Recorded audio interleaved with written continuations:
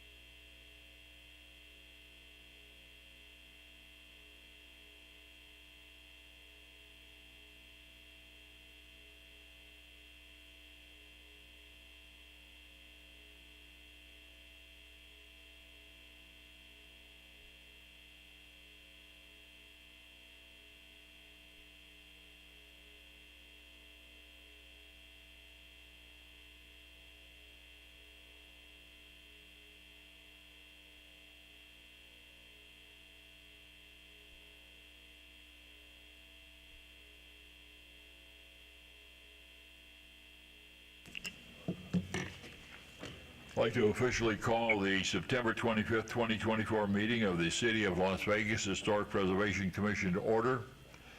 Clerk, please call the roll and determine if we have a quorum and which commissioners, if any, may be on the conference call. Thank you. Chair Stodel? Present. Vice Chair Laramie? Here. Commissioner Levine? Here. Commissioner Beck? Commissioner Hotchkiss? Commissioner Serfas? Here. Commissioner Cosgrove? Here. Commissioner Palacios? Here. Commissioner Moody? Here. Commissioner Purdue? Here. Commissioner Roberts? Here. Commissioner Seabrandt? Here. Commissioner Gillespie? Here. Thank you. We do have a quorum and 2 commissioners on the phone. Great, thank you. Agenda item 2 has this announcement. Excuse me, can you please? Put my microphone on. Has the Thank you. announcement of the meeting of the Historic Preservation Commission, are we in compliance with the Nevada State Open Meeting Law? Yes, we are. Thank you. The next item on the agenda is our first public comment period. Comments made during this portion of the agenda must be limited to matters on the agenda for possible action. If you wish to be heard, please come forward and give your name for the record. The amount of discussion as well as the amount of time any single speaker is allowed may be limited. Would anybody like to address the commission at this time? Seeing none, we will move on to agenda item 4. Agenda item 4 is the chair's announcement relative to the Historic Preservation Commission. This is not an action item or a discussion item. It's simply a time for an announcement from the chair or announcements plural. A couple of quick announcements related to the Historic Preservation Commission. At the last meeting of the Nevada State Board of Museums and History, it was announced that the longtime administrator of the Nevada State Historic Preservation Office, Rebecca Palmer, had retired, and that Robin Reed, the deputy administrator, was named as acting administrator. This change, the search for a new administrator, and the existing open positions at SHPO will cause a slowdown in the review of projects sent to SHPO by the City of Las Vegas, the HPC, and the Historic Preservation Officer, and Dr. Seabrandt will have some specific details on that issue a little bit later. One more announcement about an anniversary. 80 years ago, on the morning of April 13th, 1944, construction began on the Huntridge Theater.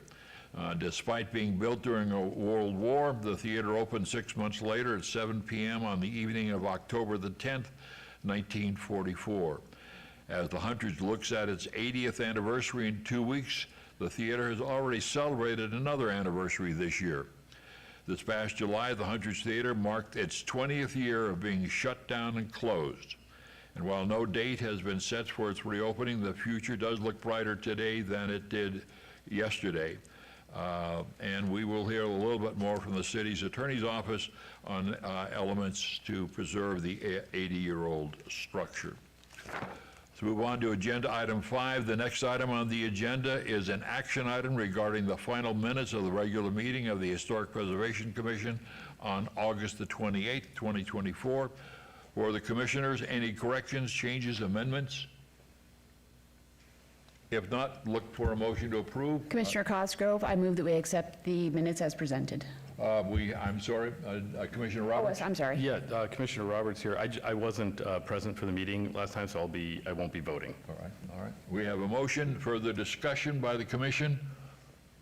General public? Hearing and seeing none. All those in favor, please say aye. Aye. Aye. Aye. Those opposed? Motion carries unanimously with the chair voting in favor of those in attendance. Thank you. The sixth item on the agenda is 240444-HPC1. This is an abeyance item from the last meeting of the City of Las Vegas Historic Preservation Commission.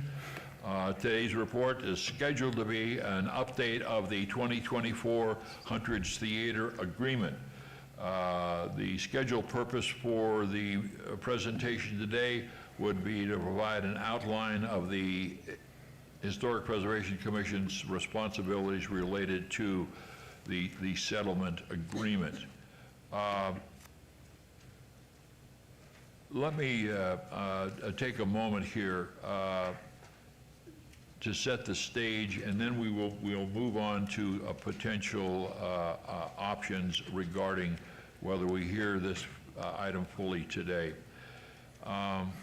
The uniqueness of what we are looking for in the settlement agreement is the result, quite frankly, and you're going to hear me saying this several times, unique. It starts with the involvement of the city attorney who convinced the City of Las Vegas to buy the Huntridge Theater.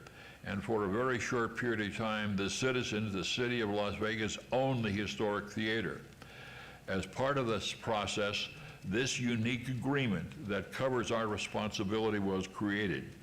The language in this document was primarily created by the Las Vegas City Attorney's Office, negotiated between the state of Nevada, the state's Attorney General's office, the owners of the Huntridge, and the buyers of the Huntridge. The negotiations to resolve many issues took several months. This agreement, which the state Attorney General approved, the State Historic Preservation Office approved, the Commission on Cultural Affairs and Historic Places approved, all at a public meeting, and was later approved by the mayor and the city council, is unique, with a capital uppercase U. The uniqueness starts with the shifting of the legal oversight of the state of Nevada of the historic Huntridge Theater, shifting it to the City of Las Vegas. The oversight by the state's historic property is slightly different from the oversight that the City of Las Vegas does. Nevertheless, in this one document, the city agreed to expand that responsibility. Moreover, part of that expanded legal responsibility was shifted to the Historic Preservation Commission.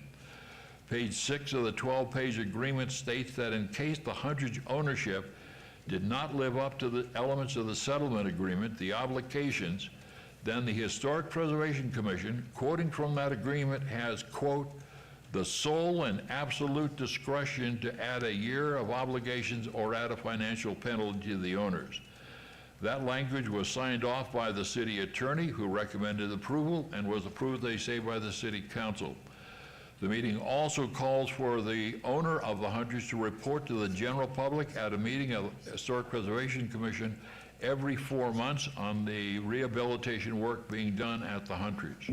There are other unique elements in this unique agreement, in particular the process that the city now assumes, as I mentioned earlier, all the oversight from the state. These unique elements call for the Historic Preservation Commission to move forward with a process that lives up to its legal responsibilities, and for that reason, we have asked the city attorney to provide a path forward.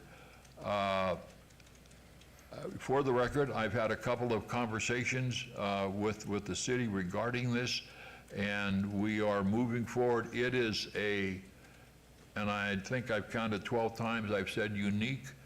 This is the 13th time. It is a unique document and needs to be read and reread. The city attorney provided the commission with the full 12-page agreement, and if you read the 12-page agreement, you will find that there are 4 pages really that deal with the new responsibilities and the new obligations.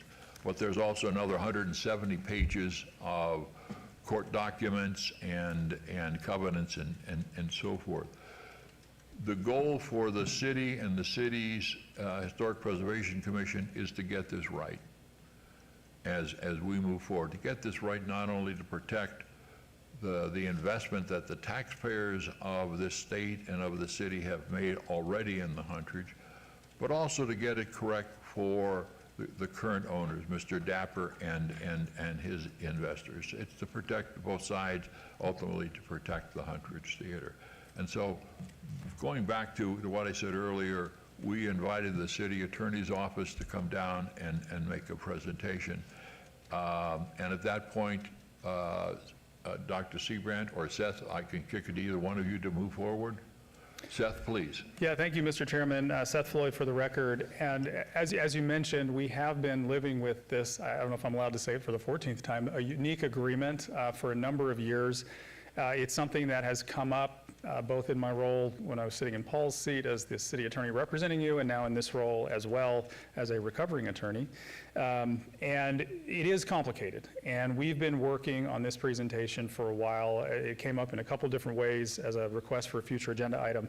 But putting my recovering attorney hat on, and you hit this on the head earlier too, Mr. Chairman, it's incumbent on us, I think, to get this right. And as we've been working through this, and I don't like to make a last-minute staff request to kick this for another 30 days, but that's what I'm going to do here. And the reason is because I think we are very, very close to fully grasping that history that you said, and also having a path forward that I think is going to be acceptable to both the commission and something workable for staff, which is something we've been aiming toward for a long time.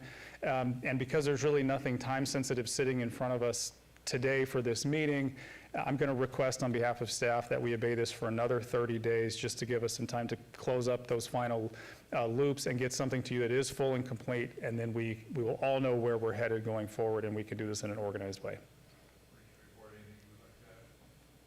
No, Assistant City Attorney John Rodilla. I'm here to answer any questions, but Seth has a good recommendation. We can come with a more comprehensive analysis of the unique agreement, and I was around for the purchase of the Huntridge. I worked more on the purchase and sale agreement between the parties and not so much on the covenants in the settlement agreement, but I do have some history as well, so I'll be able to address some specificity regarding the conveyance and such, but I would agree with Director Floyd's recommendation.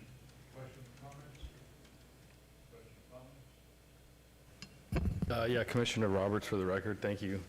Thank you all for your time and attention to this incredibly important matter. Is there any way that we could get some information, maybe understand what you're trying to hone in on and what you actually have answers or, information for today? So we certainly, I mean, we are prepared to talk about a lot of things related to the hundreds. My concern with doing part of it today and part of it later is that doing that part is going to lend itself into the parts where we are still finalizing our analysis. I think there's a little bit of danger there that we're all going to leave here with feeling like it was a bit incomplete at the end of that.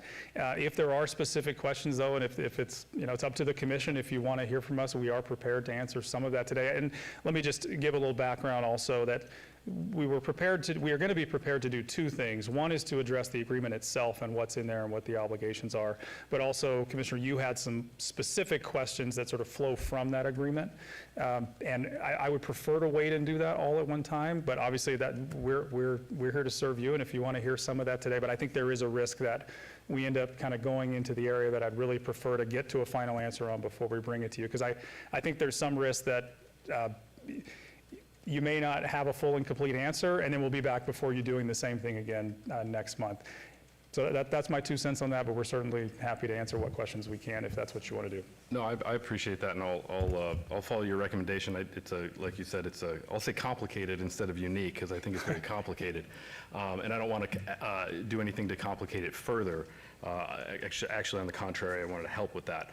Would you be able to at least identify and maybe provide the actual working documents that are to be used and to be followed, so that this commission, maybe in the next 30 days, this commission or the commissioners would be able to review those documents, maybe kind of get up close to the same page so that we're not completely in the dark? John Riddell, Assistant City Attorney. We can provide a breakout of the settlement agreement and the covenant. As Chair Stoddall said, it's the PDF that we have is a very large document that has all the court filings. It has the cell tower lease that was recently in the media, as well as all the other documents related to the purchase and sale, which really aren't relevant to this board. So we can pull those out, so you'd have a clean package of the settlement agreement and a clean package of the covenant. I think, though, what the commission was referring to was, because we do have that full, somebody provided that to us, and it's on the website, and you can pull it down and print it, and I'm sure that some of us have read it a couple times. But I think that the commissioner was referring to any of the work documents that you are going to be or any of the documents you may be presenting at the next meeting, if we could see them as part of the backup packet in advance? Yeah, yes, thank you for the clarification, Commissioner Roberts, for the record. Essentially, there's guiding documents that are dictating what rules are to be followed or what can and can't be done. And I think if those very general, such as the purchase and sale agreement, I know there's been a couple different versions floating around, so if we can get the final exact version that you at the city here are using, then I'll make sure to delete all the other ones so that I don't access those inappropriately. We could utilize that as one of the guiding documents, and then any other subsidiary documents that are identified in that purchase and sale agreement, such as the NRS statutes that are to be followed. Maybe if those could be specifically identified and provided somehow to the entire commission, so that we can do our homework and review those and have a little bit of a basis for what this is, the next presentation will be. Now I understand. So Seth Floyd, for the record, yes, I think we can do that. So it'll, in addition to what's already attached as the backup, I think what's probably relevant are, yes, there are some NRS statutes that apply. There's also Title 19, obviously, which we can put together so you don't have to go digging through the zoning code for it. We can pull that as well. I'm not sure if there's anything else that might be relevant to the discussion, because like John said, there's a lot of stuff attached to the settlement agreement that is the backup material for what led to the agreement, which is of the course one already there. thing, still off for the record, that I think that is really would be helpful is the NRS is okay, but the ones that are really a guiding principle for us, and it says so in the settlement agreement, is 36 CFR, the standards for rehabilitation. And there are links to that. Maybe if we could, it would be to provide a link for for that to the entire commission. It is not that long. It's quite frankly, I printed out the sections and double spaced it and put it in a type font that I can read, which is 20. And that's only about four pages, but it does provide some real detail on the things that are required for rehabilitation. And secondly, it also points to where the commissioners, if they had a particular question, could drill down further. There are worksheets that the federal government requires, and one of the worksheets that I went after was the question of painting, the question of coating the exterior of the building. What are the particular rules? And so there are these, I'm not sure what they're called, worksheets that are 2 or 3 pages long that take this and go into more detail. And so that was, those are very helpful, and I think that that's what Commissioner Roberts is talking about. Yes, I think you might be speaking of the worksheets you're speaking of, maybe the preservation briefs, is that the? Yes, so exactly. The preservation briefs, and the documents, I'll still wait for the definitive answer from city staff in the legal department, but I believe it's 36 CFR 67, 36 CFR 68, and 36 CFR 800, I believe. And Seaborn, for the record, if I could just weigh in here, all of those briefs are actually in our design guidelines, which are all online. So all the commissioners, just if you go to our website and you look at our design guidelines, at the very end of all those appendices, there are links that will take you to all those preservation briefs. Great. Yeah, so sometimes, you know, the first time I started to cry over the internet was when I found a link in 1996 to the Dead Sea Scrolls in Israel, and so there are lots of links. It would be helpful if you could send us the link to the links. Well, not only that, but we'll put it all in one place also, so Right, you that only have would to be go to one spot, great. one email, and then we'll put it all in that one spot. Make it as user-friendly as we can. Great, thank you very much. All right, with that, if there are no other comments, we'd look for a motion to obey. And Diane, what's the October meeting date? October 23rd is the next meeting Okay. date. Commissioner Laramie, I make a motion to obey item 24044-HPC 1 to the October, did you say 20th meeting? 23rd meeting, October 23. Okay, we have a motion for the discussion. I'll just, Commissioner Roberts again, I'll just reiterate the importance of this, and I know that this has been delayed. I might be the most eager one up here to hear about all this, but I really do hope that this will be very clear at the presentation, and we're not going to be skipping over anything. And if there is any question or concern, I'm always available via email, phone, or whatnot. So I'm eager to see what occurs at the next meeting, and I'm happy for all of this. Thank you very much. Great, thank you, Commissioner. Further discussion? All those in, Commissioner, sir, please. I'm just curious to know if there will be an explanation of any limitations on use once it's completed. I'm sorry, please say again. I am concerned of wanting to know what the limitations on use of the Hunter's will be once it is completed. Oh, So, Mr. Chairman, we can add that to the questions that we answer next time. So we'll add that. great, thank you. Okay, thank you. All those in favor, please say aye. Aye. Aye. Those opposed? Motion carries unanimously with the chair voting in favor of those in attendance. Thank you very much. Thank you. Thank you, thank you.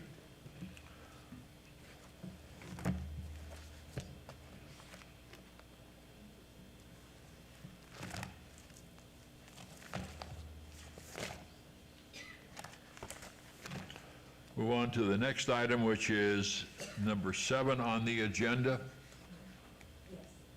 24-0480-HPC1, discussion for possible action regarding approval of the final report of the historic context and reconnaissance level survey of the Rafael Rivera study area located in East Las Vegas, bounded on South Bruce Street and Wingert Avenue, North Mojave Road, and Interstate 515, and on the final National Register of Historic Places for LULAC, the League of United Latin American Citizens, a multi-purpose center located at 330 North 13th Street.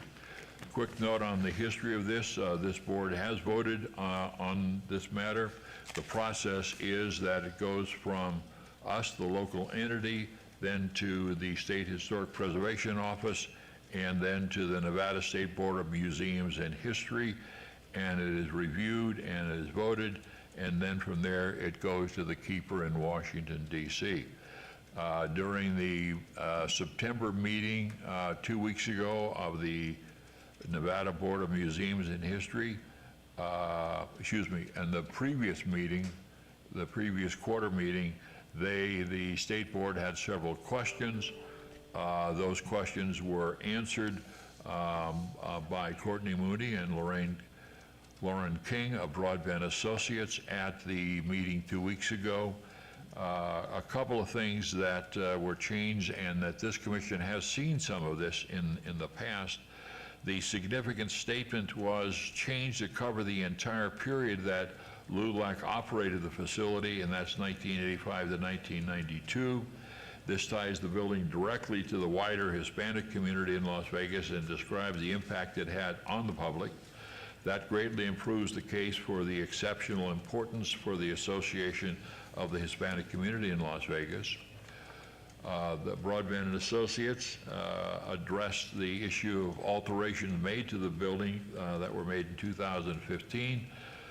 They specifically described the changes and also addressed the 7 aspects of historic integrity, making the case that despite the changes, the building still possesses enough integrity to convey its significance.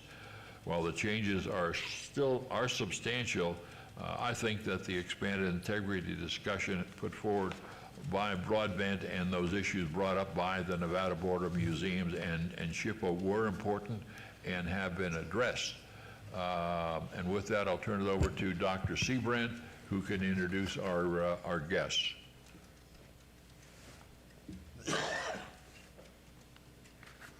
Who is multitasking at this point, so let me go ahead and let you introduce yourselves. Oh, hi, I'm Lauren King. I'm the project manager at Broadbent. And, you know, Courtney has joined the Broadbent team, and she helped to support the revisions to the nomination. Okay.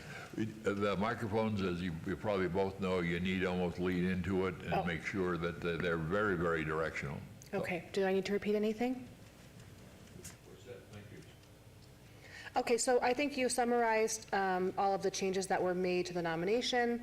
As you mentioned, the board reviewed it twice, and it's now been sent to the keeper. We expect them to accept the nomination. We also submitted, this was a kind of a 2-part project. We also submitted a reconnaissance survey report to the commission. I think it received 2 rounds of comments, and so our last round of comments were received in June. We submitted our final report to you guys after revising the nomination. So you have the final, you have what you received in August, I believe was the final reconnaissance survey report and the final nomination. But now we have an additional vote to finalize the finalize. Sure. If we the uniqueness. With that, one of the things that I'll address at this moment is when we have a nomination, the process is it goes before us, for example, the Mormon Fork. We're updating that nomination. It goes before us, we review it, any changes are made, the second draft comes in, and then we approve it. And once we approve it, it then goes to SHPO and the State Museum Board and History Board. Unless there are significant changes, a couple of changes here and there, if they approve it, it then goes on to the keeper. However, if there are significant changes made at the SHPO level and at the State Museum Board, and there are significant changes, the policy needs to be that it comes back to this board, because we are not going to approve what our signature cannot go with anything that has substantial changes from what we made. So we either have to send a letter with that document saying, we didn't vote on these changes, or it needs to come back to us. Because if our endorsement of a product is of something that we didn't endorse, if there are substantial changes made at the state level, our name should not be attached to that. It needs to come back to us. We need to work out that process, and I understand there's some issues of timing and a limit and so forth, but it would be improper for the keeper to think that this board approved a document that in fact we didn't approve. So that's not the case here. That was just an opportunity for me to put in on the record what I think the process needs to be. So with that, I open it up to the commission for any questions, comments, please. Commissioner Roberts again.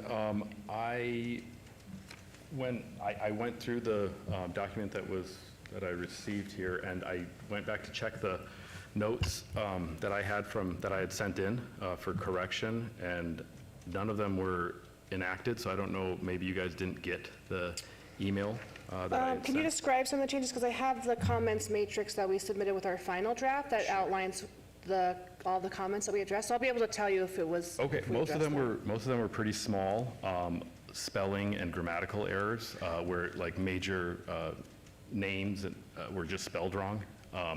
So I just thought that might not be, and then just some grammatical extra words in there that didn't need to be there. I also stated, I think the first thing I said was that some of the image scans were unclear, and I listed these by pages.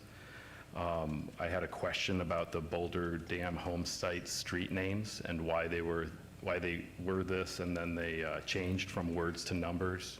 Sounds like maybe you don't recognize this. I don't recognize those Okay. comments. Well, I can, I don't know what I should do, if I should resubmit them to you directly or back to city staff. Do you know when they were sent? Yeah, they were sent June 26th. See, Brent, if I can interject, those were sent to broadband for everybody's comments that were submitted from yourself and the chairman, and I believe Vice Chair had some comments. Those were all submitted. I'm not sure what happened.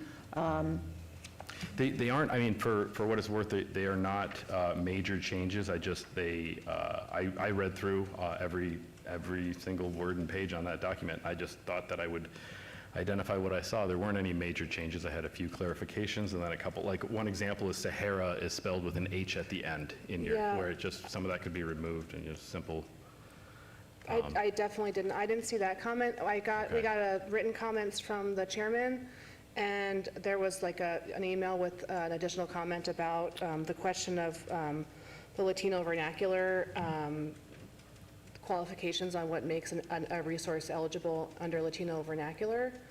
But as far as copy edits, I didn't receive a draft back with copy edits.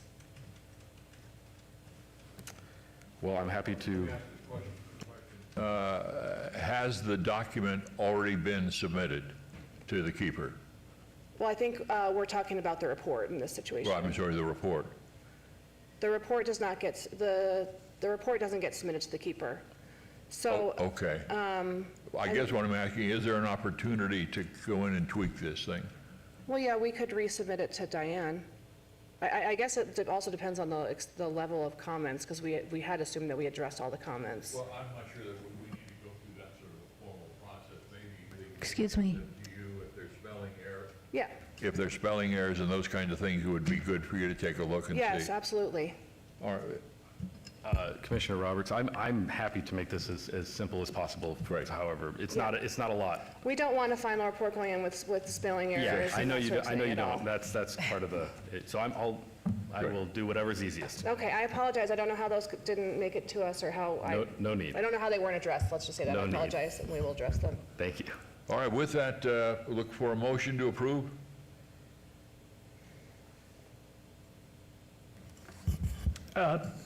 Mr. Chair, Yes. Commissioner Moody, I'm happy to make the motion to approve item 7.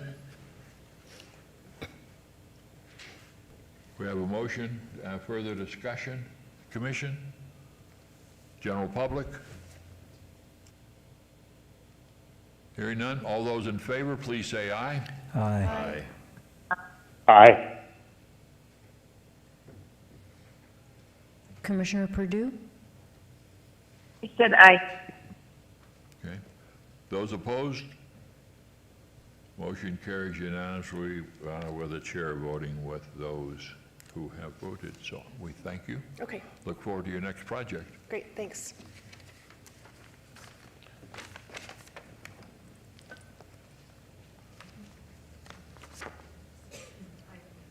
Let's move on to agenda item 8, which is 24-0481 HPC1, update from the Clark County School District regarding the phase development plan for the original Las Vegas High School campus, now the Las Vegas Academy of Performing Arts, located at 315 South 7th Street. Following communication to the Historic Preservation Commission from the Nevada State Historic Preservation Office regarding plans to demolish several buildings on the campus, which are part of the National Register of Historic Sites, and because of changes that have recently been made and are planned for the 2 buildings that are on the city register, the Commission has requested an update on the phase development plan for the original Las Vegas High School campus. Las Vegas High School opened in 1930 and is the second high school to be located in the city of Las Vegas. 2 of the original 1930 Las Vegas High School structures, the 3-story academic building and the gym, still operate as part of the school's educational responsibilities. Both of the buildings are also on the National Register of Historic Places. And due to its historic significance, the majority of the campus, with significant input from the Clark County School District, was added as a historic district to the National Register of Historic Places on January 5th, 2022. In addition, on April 2nd, 2003, the Las Vegas City Council, by Ordinance 19.06.090, at a public meeting, stated in order to, quote, safeguard the heritage of the city of Las Vegas by preserving buildings, structures, places, sites, and district, placed the Las Vegas High School School Administration Building, gymnasium, and associated site on the historic register of the city of Las Vegas. The city council at the time said it was doing so because the high school building and site, quote, is of exceptional significance and that it is not unsound, dangerous, or defective, and because it exemplifies and reflects the city's cultural, social, economic, aesthetic, and engineering history, it is hereby designated as a historic property. The designation provides protection under Chapter 19.10.150, the Historic Designation Overlay of the City of Las Vegas Unified Development Code. And any changes primarily to the exterior requires a COA, an application for a certificate of approval for the proposed changes that need to be approved by the Historic Preservation Commission in connection with the main building and the gym. Dr. Seabrand. Thank you. Seabrant for the record. So we have had updates from the assistant principal from the school itself, but this time we do have representatives from the Clark County School District here, as well as, we all know Courtney Mooney, and she's serving as their historic preservation specialist, and they are here to give us their most recent update on the progress. Thank you. Welcome. Welcome. Thanks for having us. So, Mr. Chairman, members of the Commission, Brandon McLaughlin, Assistant Superintendent of the Clark County School District, for the record. We're very excited to give just a high-level overview update here today. There's a few key items I'll hit on first. I've got my team members here to convey a lot more detail that this body wants to hear. So, high level, 2018, there was a very visible process that was undertaken in a facility master plan for the site specific.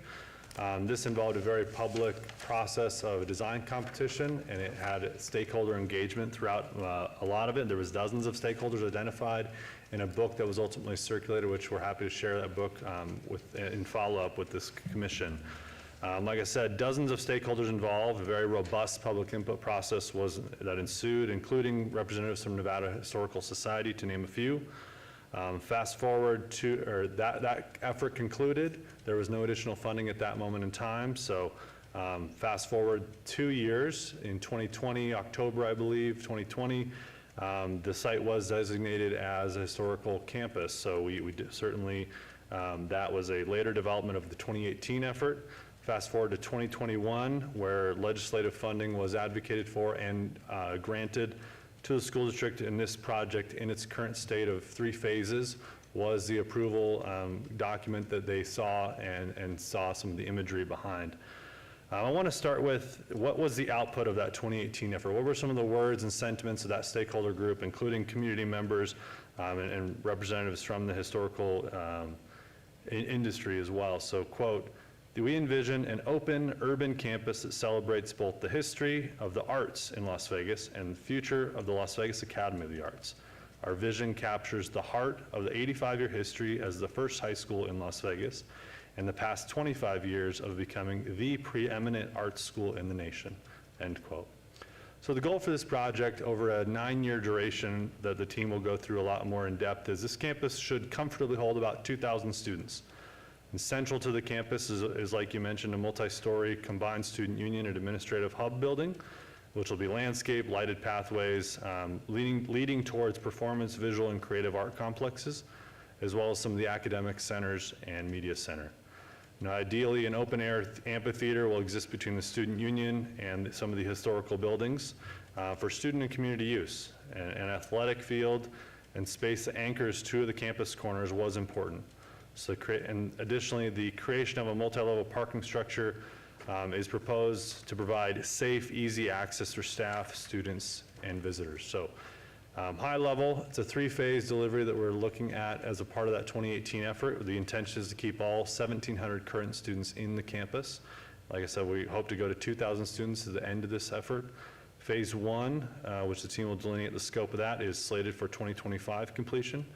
And that's the parking structure predominantly in a new gymnasium building, not replacement of the existing, so just want to clarify that. Phase 2 also slated for a 26 and 27 completions, as well as phase 3 by 2030. So we're very excited. I think the master plan effort was very involved and will speak to a lot of the values we hold in that campus similar to this commission. So with that, I'll turn it over to my team members. Good afternoon. My name is Wade Simpson with Simpson Culture Studio. I'm the architect on the current phases, and I would like to walk you through. Also, I would like to say we participated in the competition, and we're very, very happy to be part of this. Both my parents went to Las Vegas High. My father-in-law went to Las Vegas High. I'm a native Las Vegan, and got married in the church next door. Lots of history. So I'm just happy to be part of this. So thank you, the school district, for allowing us the opportunity. I don't know if this is something we can. Nice. Thanks. Okay, so just walking through the 3 phases, as Mr. McLaughlin spoke about.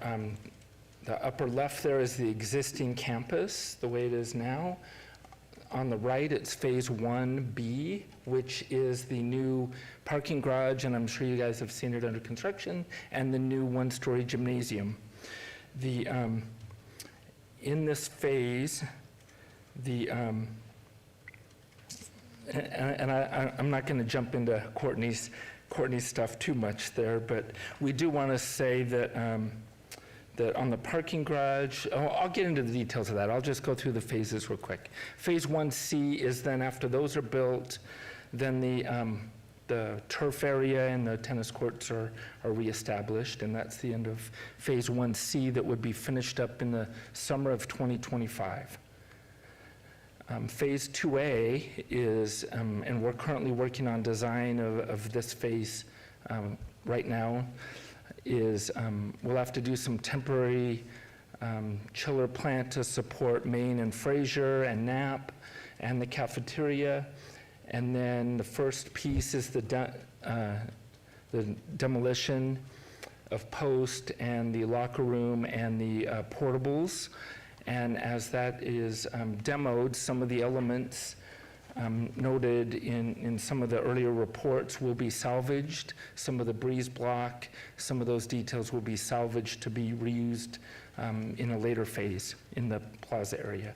Then part of Phase 2A, it'll start construction next June and end in November of '26, is a 3-story classroom, and we'll get into the details of that, but it was originally on the master plan to be a 6-story student union with classrooms, and in re-looking at things, we're able to get all the program in 3 stories.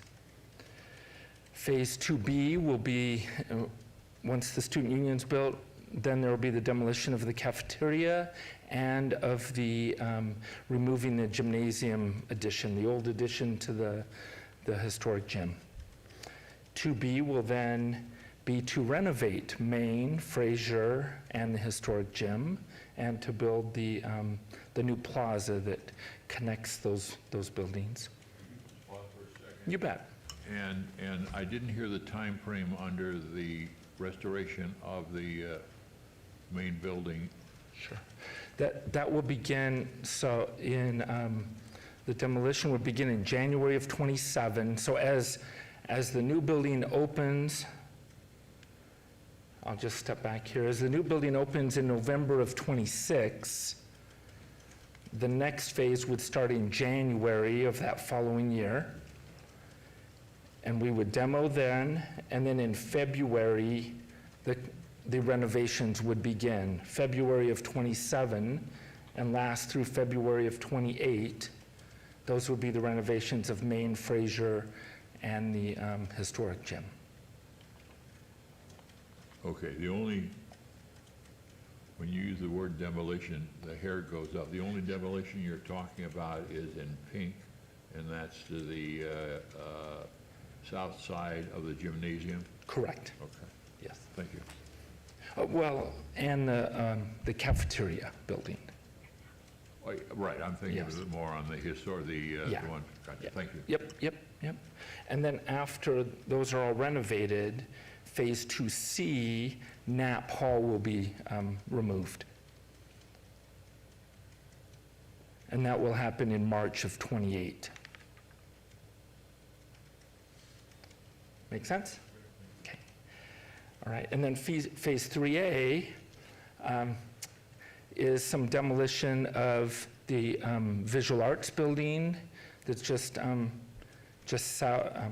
south of the new student union building, the parking area, which is north of the Loudon, the additions that we did at the north end of PAC, and at the north end of the vocational building and the south end of those. Those will be removed in October of '27. And then Phase 3B will be the new parking area on 7th Street, then the new theater building where the old visual arts was, just north of the new parking garage. And then we'll have the new music, theater, and dance building all on the north edge there, all along 7th. And as we do this, and I think the city, and I don't know who might want to bring the question up, as we're in Phase 1, there is some interim fencing that's being installed for security. By the end of Phase 3, all the new fencing, all of that will be the ornate fencing approved and respectful of the neighborhood and approved by zoning. But currently, as you can tell, as we work through the phases, it just didn't make sense to put the ornate fencing in next to buildings that are going to be removed and the new buildings will be added. So that's why in some of those along 9th there and Lewis, sometimes it's used temporary, but it's interim fencing right now, just to secure the campus. Excuse me. There's two, a lady and a gentleman. Excuse me. Part of the presentation, or is there appropriate time for questions? The mic. Brandon McLaughlin, for the record, yes, they'll have segments here, so. Okay, all right. Thank you. Okay, I'll get moving then. I don't want to take it all, but so at the end of the day, the complete master plan, here's what shows what's being renovated, the new buildings, what will it'll look like at the end of 2030 here is the plan. a very nice urban campus.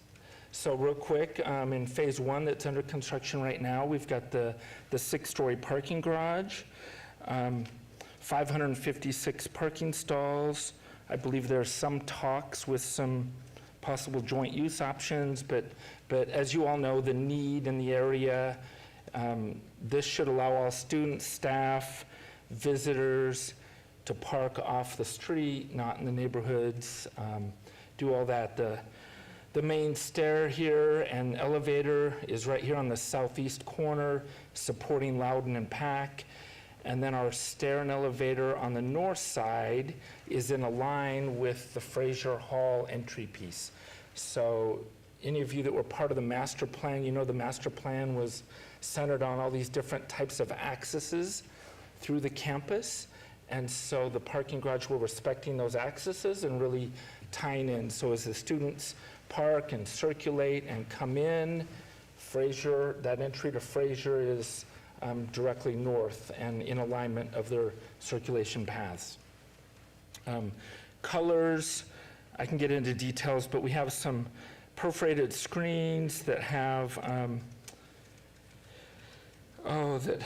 the chevron connection back to some of the frieze designs. We've got the colors all taken from the Heritage Color Palette in the master plan. I think that's... I'm here because I got a call last night from Senator Richard Bryan, a graduate of the school, and he brought up the issue of color. And the color that has been painted of the main administration building, it makes him gag every time because it is not the true color.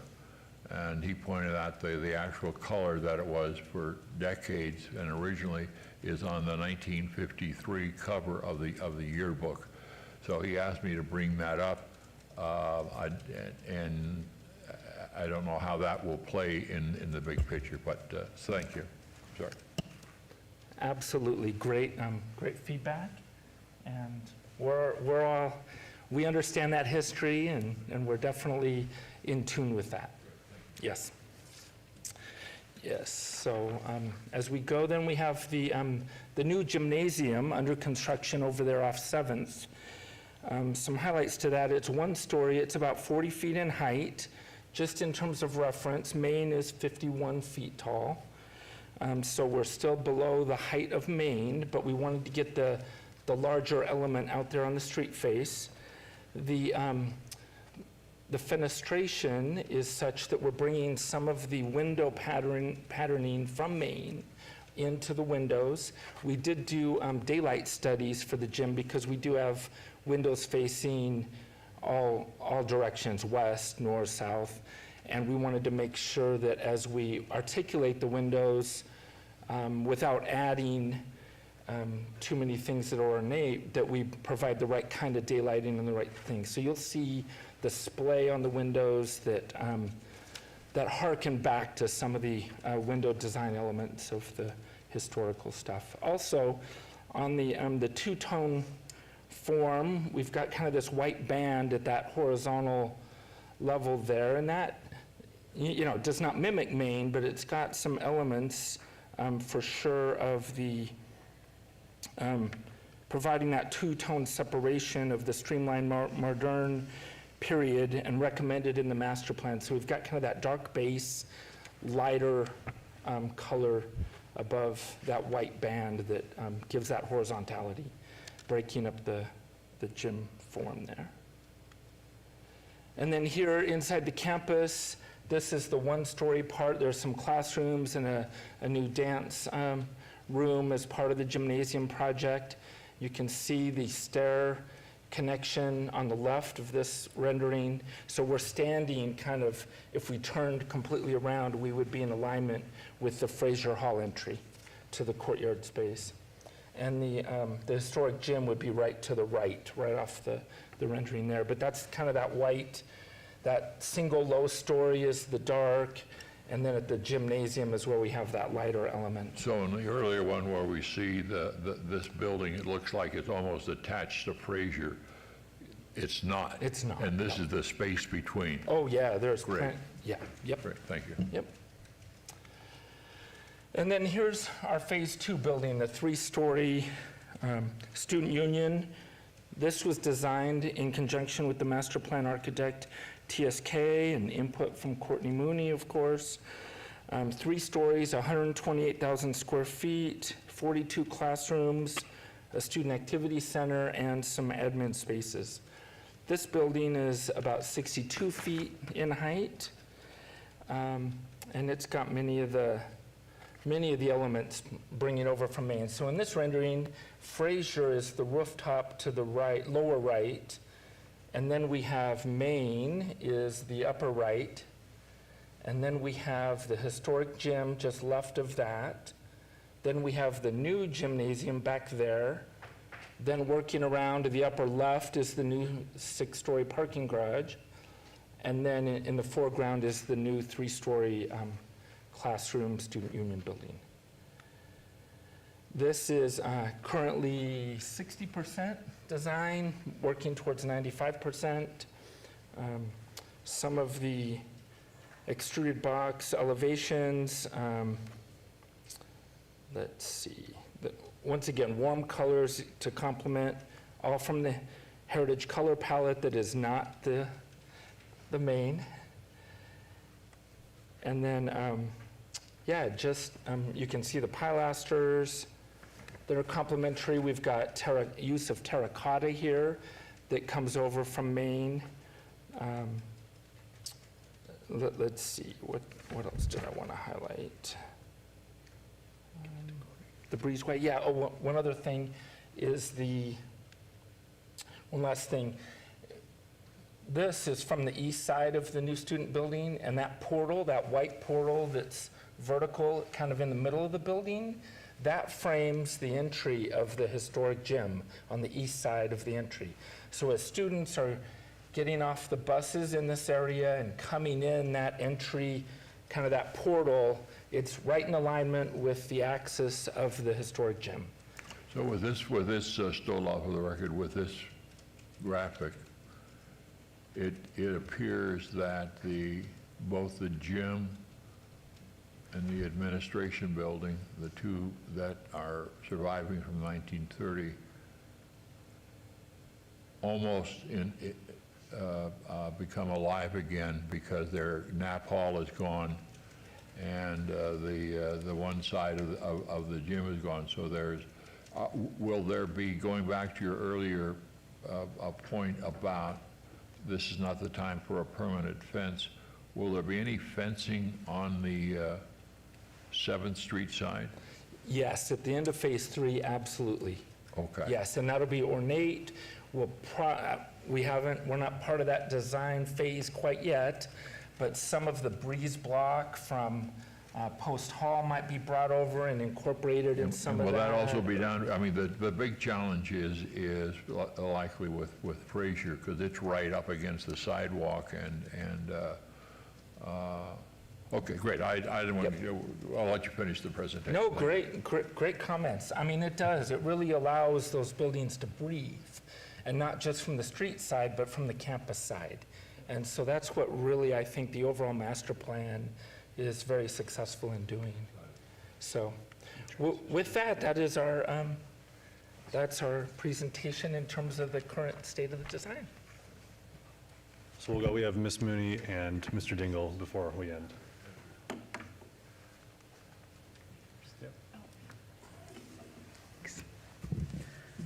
Good afternoon, Chair, Commission, staff. It's really good to see all of your faces again. I am... For the record, and your connection with the school district? Unlike Wade, I have no relatives that attended the school. I'm not nearly so well connected. However, I'm with Broadbent and Associates, and we were hired by the Clark County School District to provide the Historic Preservation Council on the project. Sure. So I'm going to give you just a little bit of background information that kind of and some of it was already mentioned in today's meeting, especially by Chair Stoddall, but just a little bit of background information about the National Register nomination and what the contributing buildings were and non-contributing buildings, and it'll give the project a little bit of context. So in 2022, the campus was nominated on the National Register, the entire campus, as shown in the drawings today. The district was found eligible under criterion A for association with the development of secondary education in Las Vegas, and under C for its concentration of stylistically diverse architect-designed buildings that reflected changing tastes in local educational architecture between 1930 and 1971. The period of significance for the district is 1930 to 1971, and that 71 date was chosen as that's the end of the last building expansion to kind of handle additional students on campus.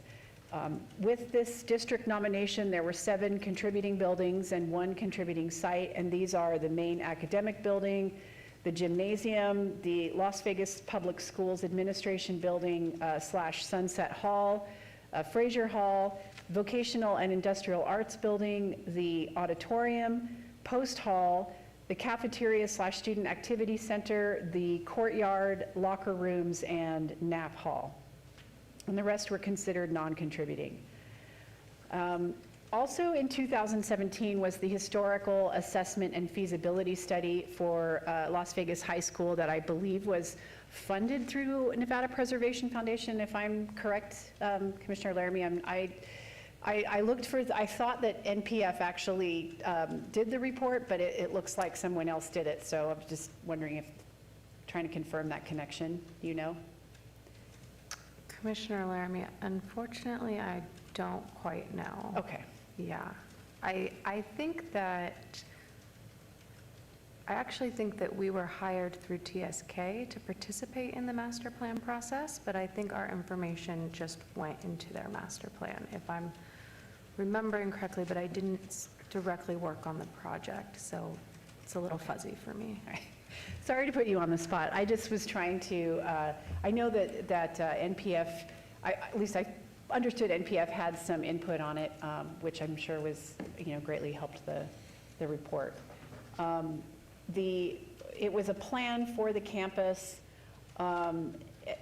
which included the preservation of, the really significant buildings, the main academic building, Frazier Hall, gymnasium, auditorium, the public schools admin building, and vocational industrial arts building. The plan proposed work for the athletic field, that any work for the athletic field should be carefully considered, and they recommended Knapp Hall, the student activities building, Post Hall, visual arts, locker building, the music rehearsal building, and Loden Theater. They said they were not significant, and that they specifically recommended Knapp Hall for demolition. So those were those findings. And that just, hopefully that just kind of helps bring you up to speed on some of the historical work that's been done and the contributing and non-contributing buildings on the campus. Great, thank you, very helpful, appreciate that. Thank you. Good afternoon, Chris Dingle with the Clark County School District. I'm going to give you a brief update on some of the procedural things that have been done. On January 18th, 2023, a site development plan review for Phase 1, the vacation of 9th Street, and the framework for future phases was approved by the Las Vegas City Council. Phase 1 started construction in the winter, and it's about 50% done right now, and it's scheduled to be completed in June of 2025. One other thing we did was we did a parcel map, which combined all the parcels into one big parcel. It also recorded the vacation of 9th Street, so 9th Street is now officially vacated. Phase 2A was approved administratively by city staff on August 29th, 2024, and construction is estimated to start early in 2025 and be completed in November of 2026. Thank you very much, I appreciate that. Further thoughts? Mr. Chair, Brandon McLaughlin, that concludes our remarks. Any questions, we're happy to answer. Great. Commissioners, very in-depth, and before we get into the question, really appreciate the the full report.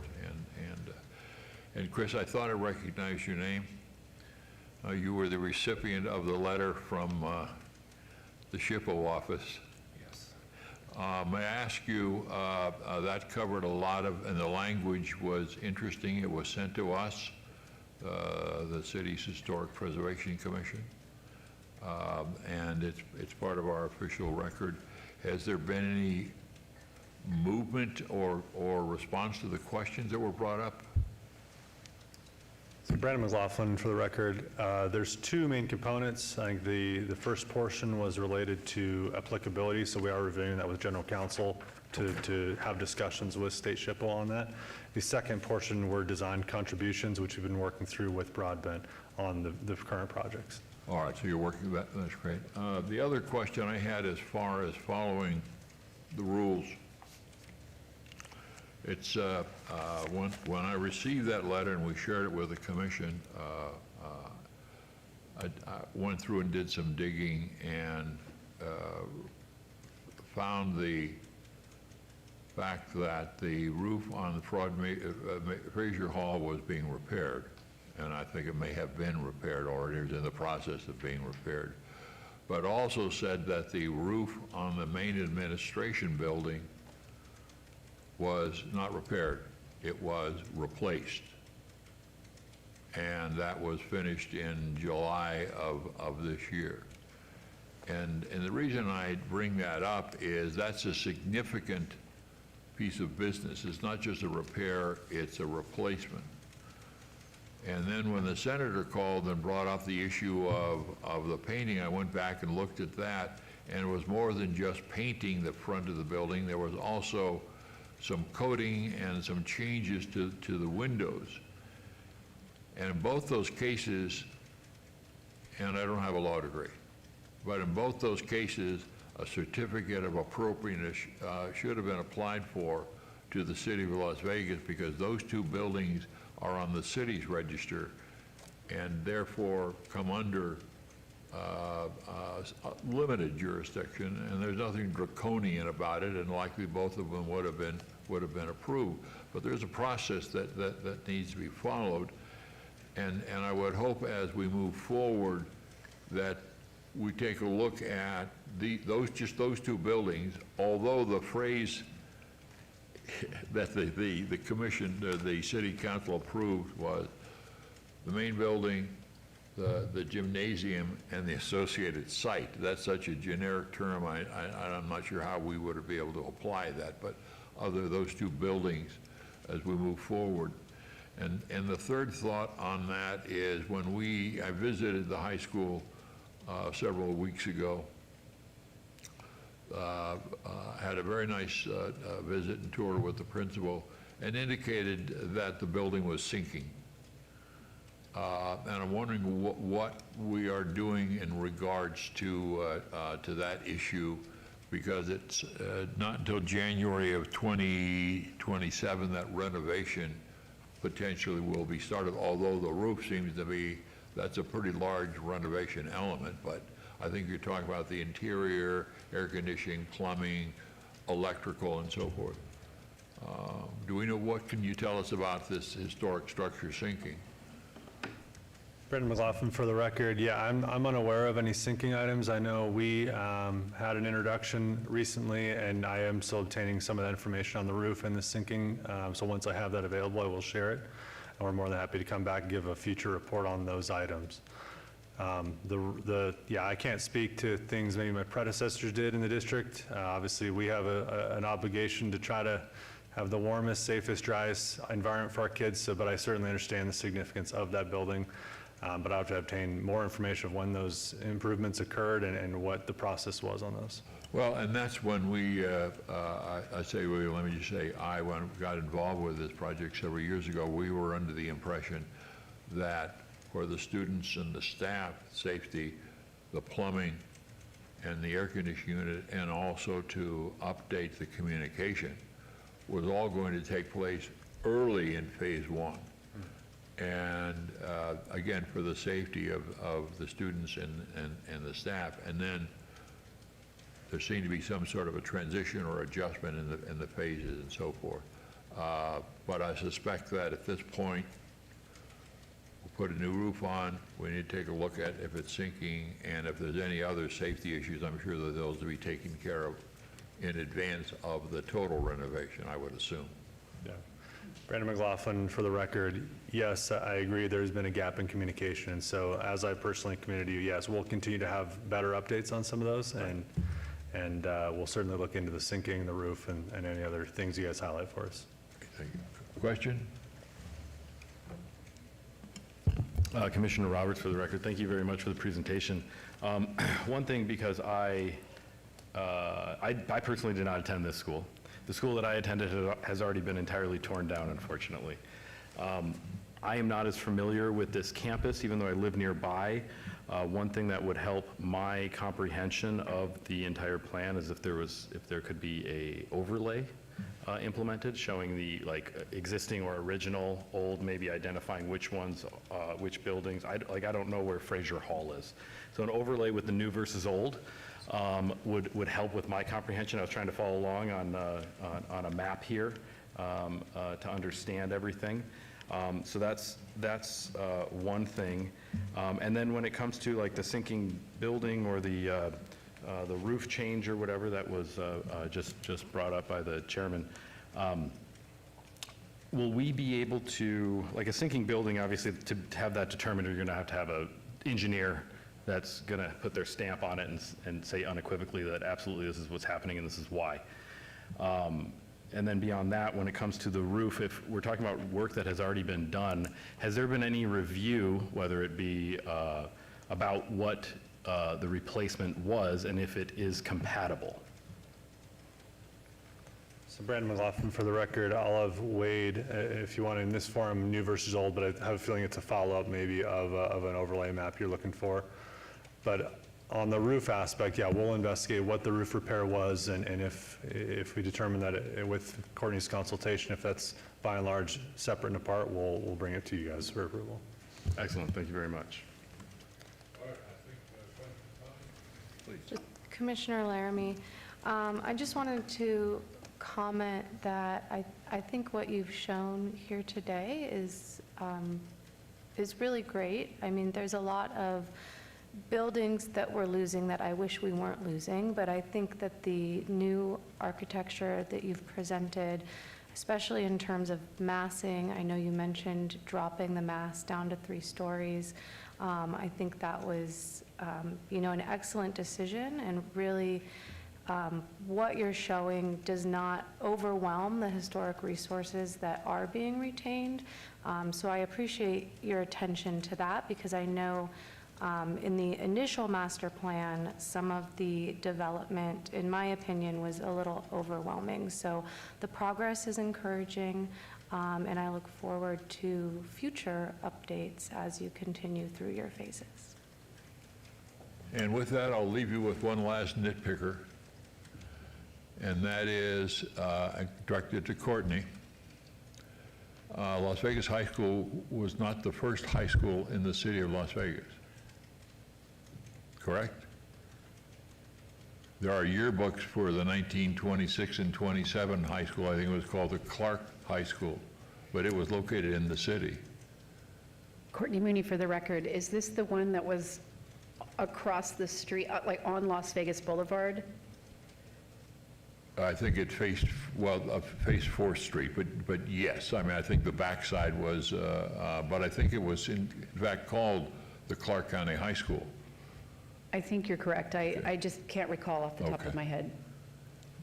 Minor nitpicker, but that does not take away anything from the wonderful Las Vegas High School, and I would just simply echo the Vice Chair's work. Thank you all for coming here, and I appreciate the time. I know you got a lot of work to do. Thank you. Appreciate it. Thank you. Thank you.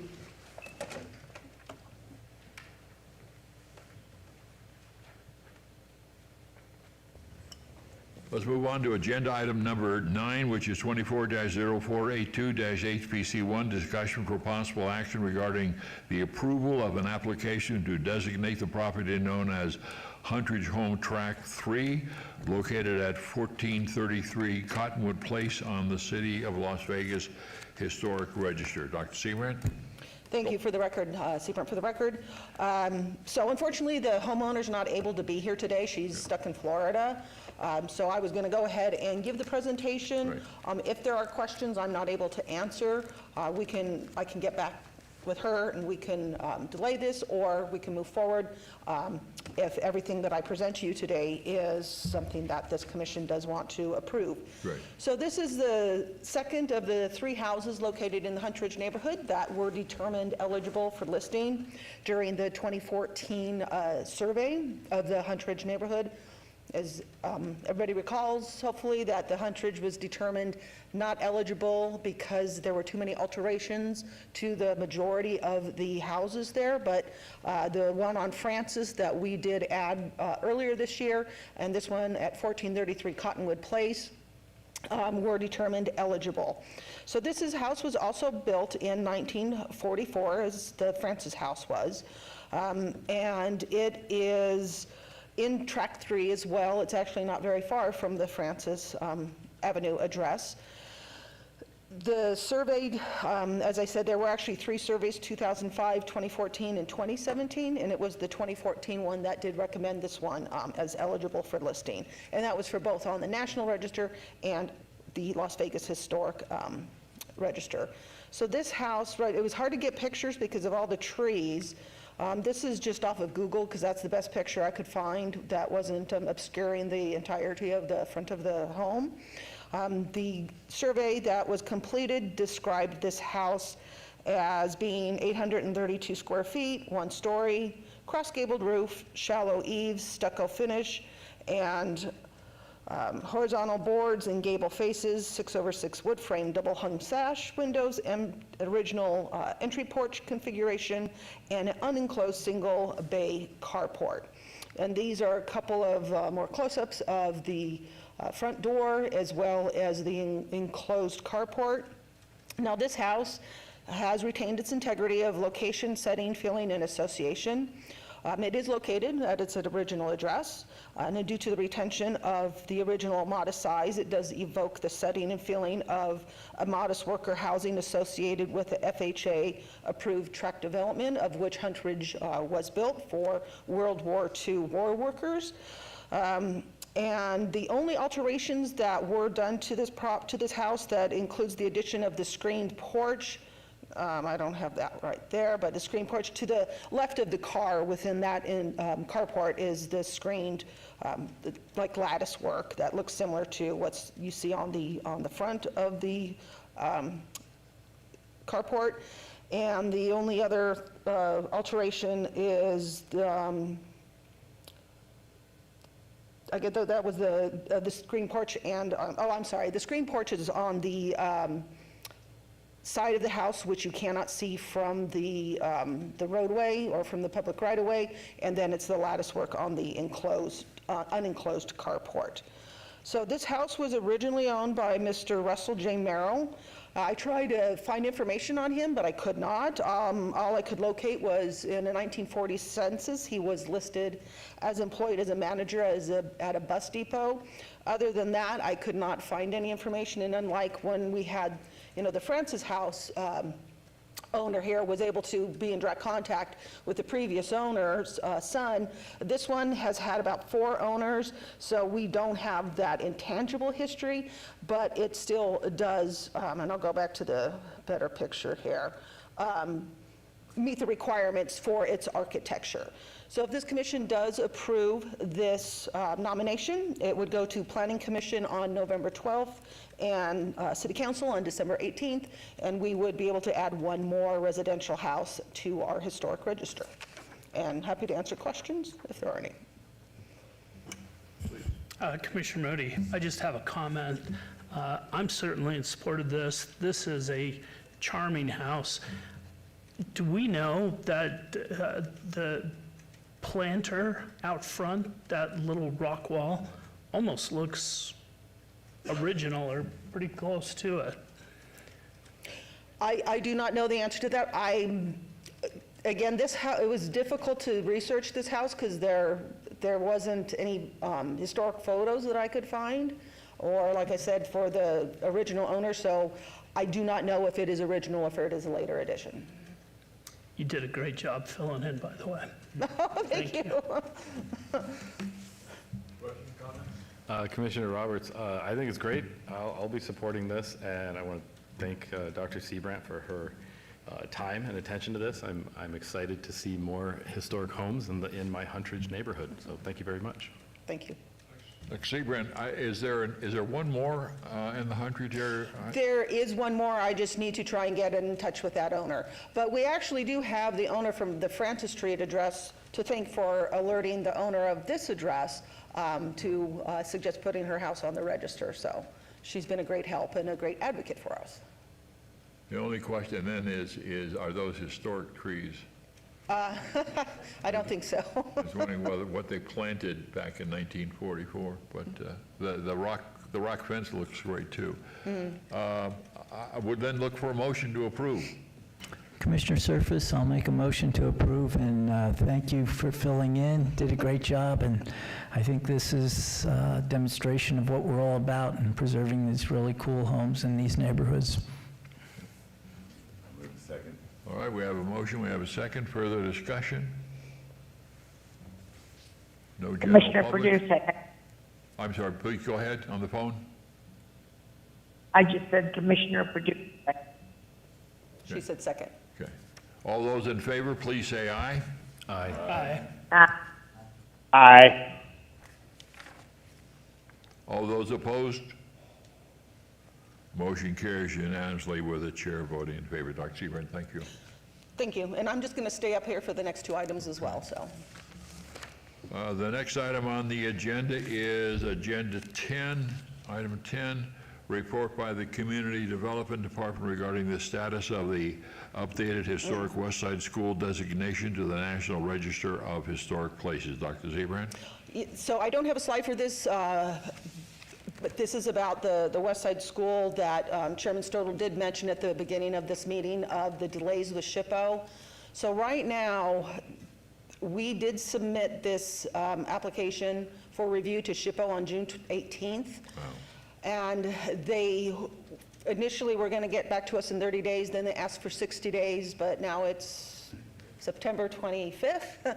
And they said they are trying to get to it, but they are delayed because they do have at least 4 openings, and I think that they're just maybe a little bit overwhelmed.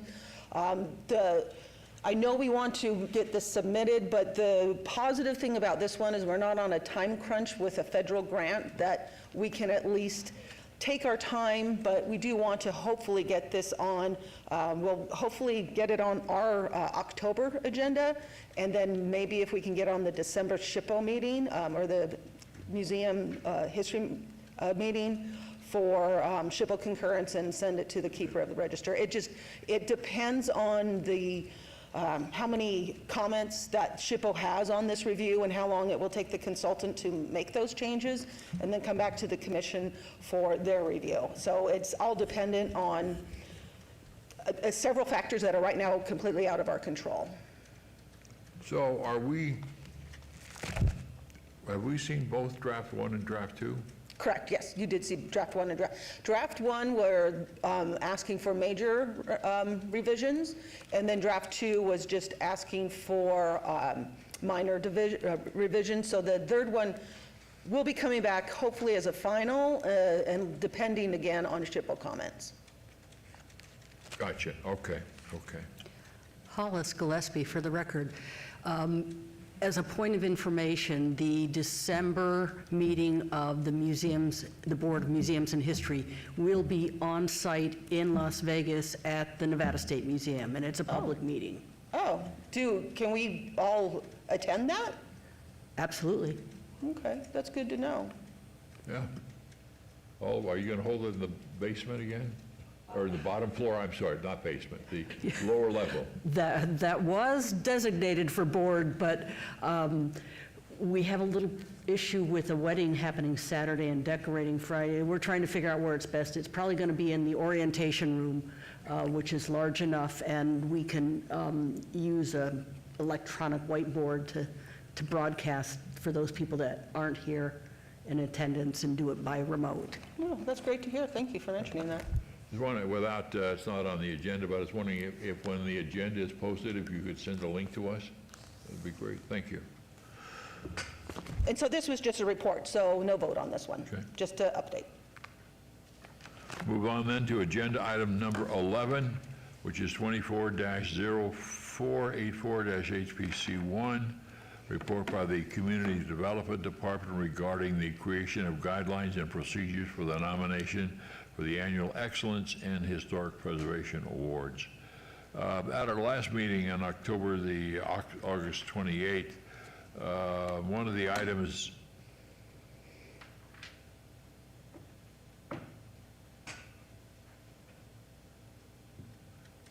we denied an action item to create a committee to review the nominations, and instead we created the process to where we would simply send ideas to Teresa, and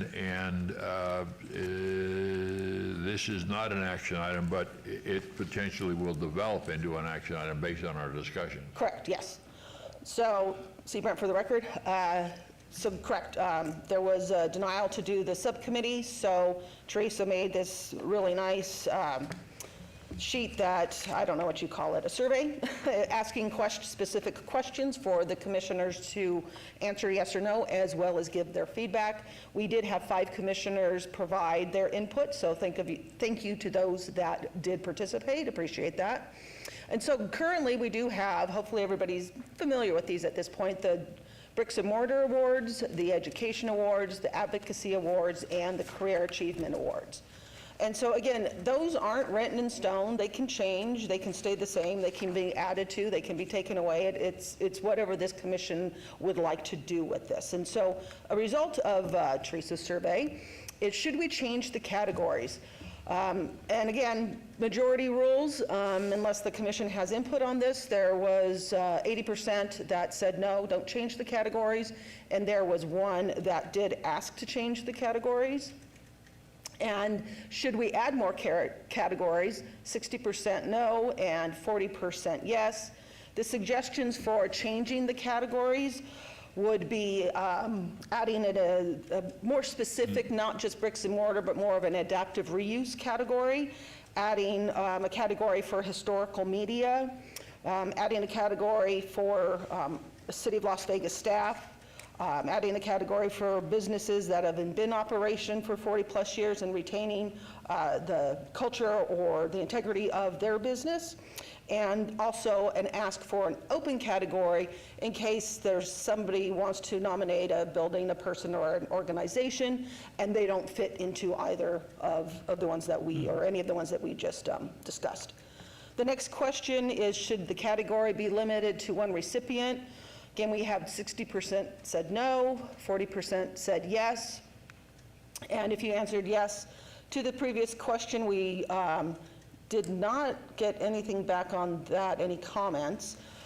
So the next one is how these nominations should be graded. So currently, the process is, we announced that the awards are open. The commissioners give us they're provided the paperwork that says you can nominate. They fill out the nomination paperwork, they send it back to us, and then we present that to the commission votes on those, and then at the next meeting, we then approve, the commission then does approve those nominations. So the suggestions to change them is to overwhelmingly doing some type of a scorecard. So the scorecard would have to either have some type of a questionnaire, it would have to have a category as period of significance, or, I mean, this, again, we really need your input on this, of what those scorecards should look like. What would be the most fair way to grade these, so think about how we could create a scorecard that would allow us to grade all of these nominations. And the next one, who can make nominations? So right now, it's the commissioners and staff. I know Chairman Stodel has mentioned the general public in the past, and that may have happened before I got here because I've never received a nomination from the general public. It may have been in the past. City council, again, since I've been here, they have not made any. They may have in the past. And it's really even as far as who can make a nomination. Everybody, or just commissioners, or commissioners and staff. And again, if we are going to open this up to city council as well as the general public, then we will need to devise, and again, we need your assistance with this, of some type of an announcement that says these nominations are open, explaining what they are, and then also who are they sent to? Are they just put out on our website? Do we send them to places such as Nevada Preservation Foundation or Preserve Nevada, or organizations that deal with historic preservation? Again, that needs to be decided on. And overwhelmingly, everybody said, yes, we should continue hosting the annual luncheon after the awards. So happy to go over that, and this PowerPoint will be on our website, or on the city clerk's website with the agenda, so you can go back and read over those comments, and happy to discuss any questions. Questions, comments? Commissioner Roberts, thank you for putting all this together. I think a good place to start, and I'd want to hear from my fellow commissioners as well, but I think it would be good to specifically identify what the intent is of the awards system. Are we trying to truly just honor an individual for their actions or non-actions, as it may be, or whatnot, decisions that they make? Is it to help raise awareness in a more public forum, because we don't have too much of an audience here very often? Is it a way to draw more attention to historic preservation at the city level, or is there an established reason that we're doing these, that we should be following? This was in place when I got here, and I apologize, I actually forgot a slide, sorry about that. As other suggestions, that this may cover your question. There was a suggestion to give some type of a monetary award. We cannot do that as a city, so we just can give the certificate, the frame certificates. There was also the idea to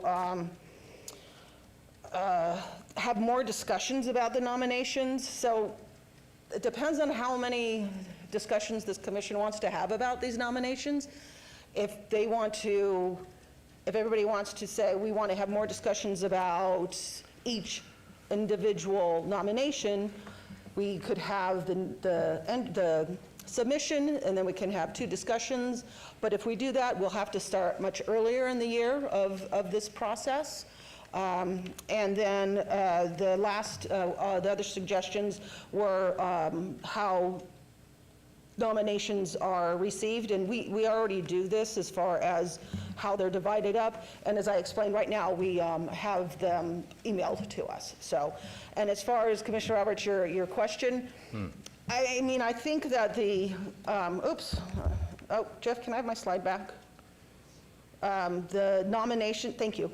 The categories are kind of explain, I think, or cover your question of why these are.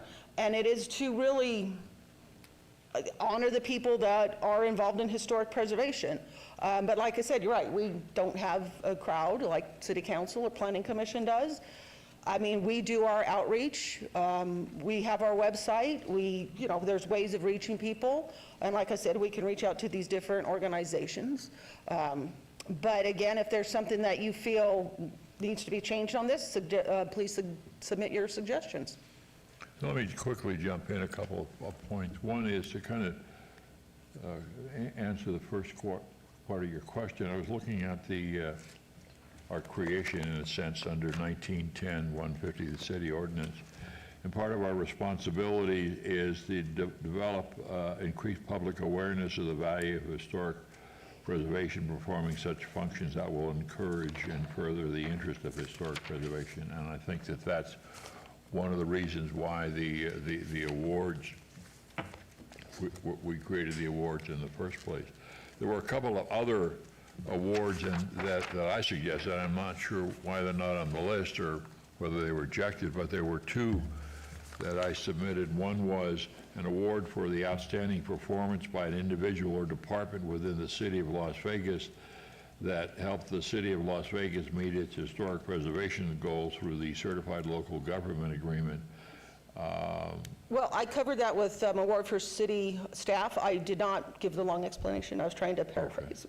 Okay. And the other one was the local media, whether it's a website, printed newspaper or magazine, the broadcast media. I think it would help encourage, I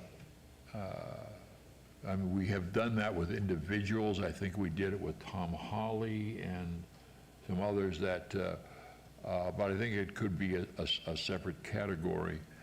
The biggest challenge has always been not necessarily the name of the person, but getting the reasons why, and I think that needs to be. So let me go back to the very beginning. I think it'd be great if the whole world nominated people, but that makes a very cumbersome process and announcements and a whole variety of things. I think that these are awards from the Historic Preservation Commission. And so initially, I think that we should stay with the Historic Preservation Commissioners. And there we have two non-voting members, but I think that they are certainly allowed to make nominations. The question is whether or not we are allowed to make an exception that would allow Hollis Gillespie and Dr. Seabrand to be able to vote. I think that they're certainly able to nominate. We have in the past. Right. I guess I jumped off into the legal areas of whether or not you can vote or not vote on the nomination. No, we can't vote. Right. But the question is, can you make a motion to nominate? And the question of whether or not non-voting members can make motions has been dealt with by the Clark County School Board. I don't want to go down that path, but I think that we simply should say that the two, quote, non-voting members that are members of the Historic Preservation Commission should be able to nominate, and that we should leave the nominations strictly to the commission. I don't know, anybody wants to disagree with that? Well, I would just, Commissioner Roberts, for the record, I would just kind of expand on that a little bit. And when it comes to, I guess, nominations, if a nomination was to come from outside of this commission, be it from city staff or city council or general public or whatnot, I think that it would make sense to have a presentation by that individual or by that group or department as to why, so that we could then make at the commission here, that we could then use that to filter through and determine, and the reason, make the final determination here at HPC. The reason I'm mentioning that is because I think that there's a potential for it to be used, for this award to be used maybe inappropriately, not to some horrendous detriment, but maybe, I think it's an important thing. So if we're going to reward someone or some group for their actions, positive action for historic preservation, we need to understand what that is. And there's a lot of stuff that happens at the city that we as commissioners are not aware of. See, I think your point is well taken, because that's one of the key points that I've always found awkwardness in some of the nominations is there's 2 or 3 sentences. So I think that there really has to be, whoever's nominating that person has to be able to detail in as much so that we would be able to make the decision based on the nomination. I'm very uncomfortable about having this whole thing in public. So we would get somebody from the Mob Museum making a presentation, public presentation, saying, we think that Oscar Goodman should get a nomination because he's a good guy. Right. Then, no, he's not. We're all in favor of he's not. So I think that there's a sense that this needs to be, the nominations need to have enough information that we would be able to make a decision on that. And so I think that that's something that we would have to write in the nomination, is you need to be able to say distinctly why this person is nominated, because if you don't, we're not going to be able to vote on it. But I want to, as we move forward, have some general concurrence that at this juncture, we're going to keep the nominations to the commission. We can get people from city council can come and say, or your next door neighbor, whatever, Louise has done a great job, or Dr. Seabrand can say, by the way, Public Works has done a fantastic job, or something, but it should come from the commission members. I'm not saying we should vote on that, but is there anybody that disagrees with that initial? Because we're going to have to come up with a plan at our next meeting. The second one is the issue of the nomination, that we need to have a sentence or a paragraph that says that what you've got on the categories that distinctly says why that person fits that particular category, specific examples other than Louise's, she's really been working hard. So I think we need to have the qualifications really pumped up as to why. It seemed to be that even if we just take the vote of 5 people, that the general feeling was that we should not restrict it just to one person. Multiple people could get a nomination, so I think we can move forward with that. Adding more categories, if we're satisfied with these. The only two, again, that I suggested were Historic Media Project Award winners, somebody that's done a great job with a website, printed, broadcast, or, and I can't read my writing, probably had to do with the internet in some way, or outstanding performance by an individual or department of the city of Las Vegas. Do we want to add either one of those categories? Any interest? Commissioner Laramie, for the record, I'm definitely not opposed to adding those categories, but perhaps there's a way to incorporate some of that verbiage. I think the one with the City of Las Vegas, although we don't always award every category, could get difficult because it's so limited to such a confined pool. And your point of the media, that maybe it would just help bring some extra attention, but perhaps there's also a technique of just expanding the descriptions of our current categories so that when we're reading the categories, it can kind of help spark our brainstorm of, you know, what are some particular qualifications,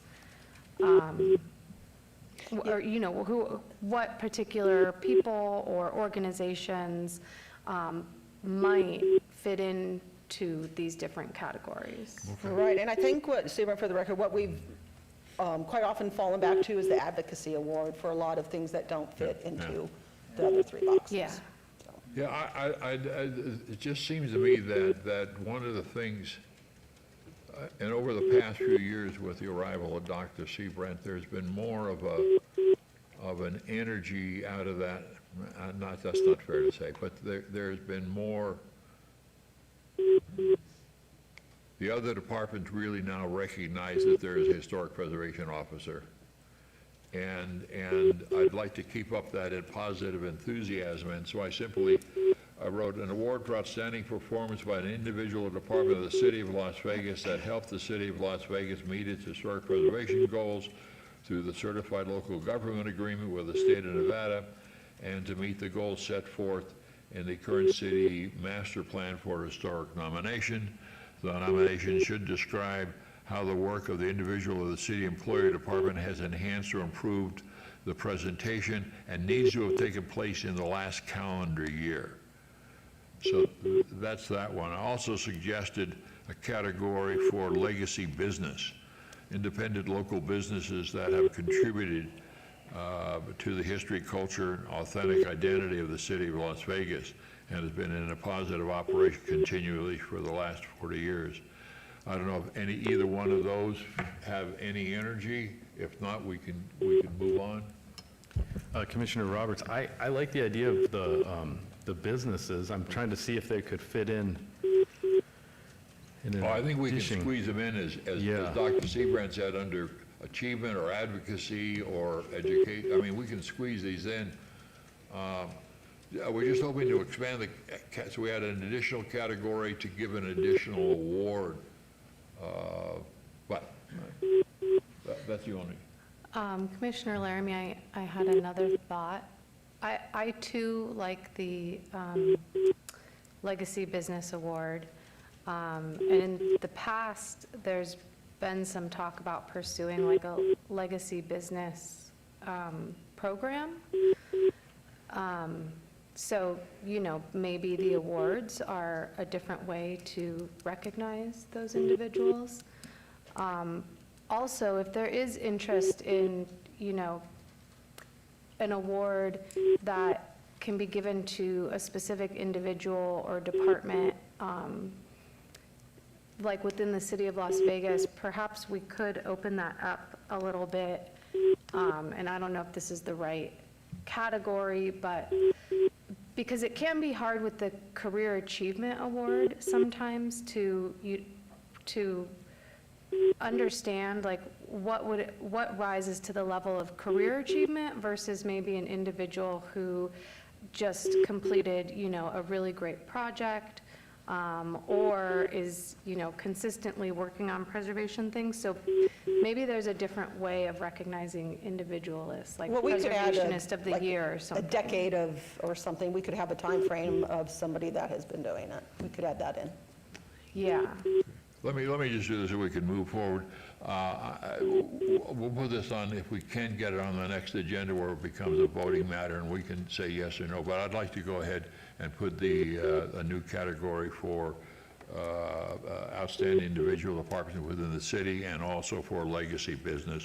And then once we see the description of that, when we meet next time, we can say yay or nay on the new categories. What was the other things we were discussing on the awards? That really covers it. As like I said, we need to come up with a scorecard.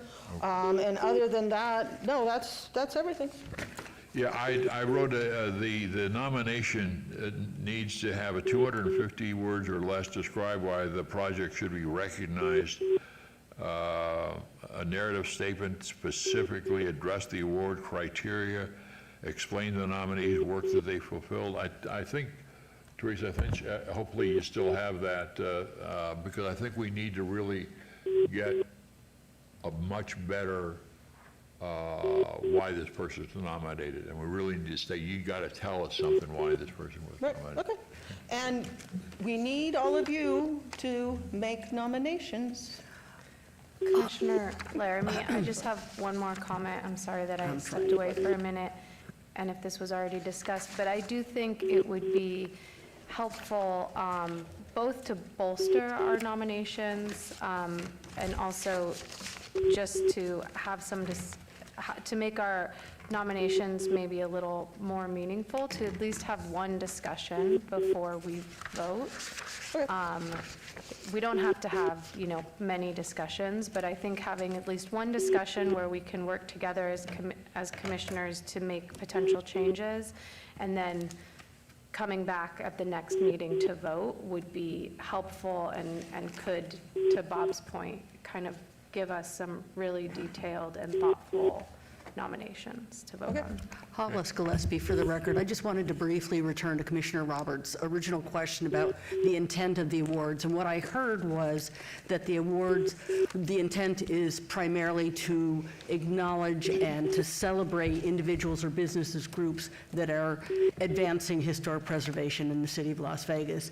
But my comment was that, and maybe it was wishful thinking, but when we were in the El Dorado Parade and we had historic preservation on our vehicle, I really saw a palpable, oh, hi, everybody was waving and happy, but it seemed like our stock is good with our community, that, historic preservation is something that, people reached out for. So that to the extent that these awards can advance that good feeling, I would like to, see that we keep considering that as an important component of our intent.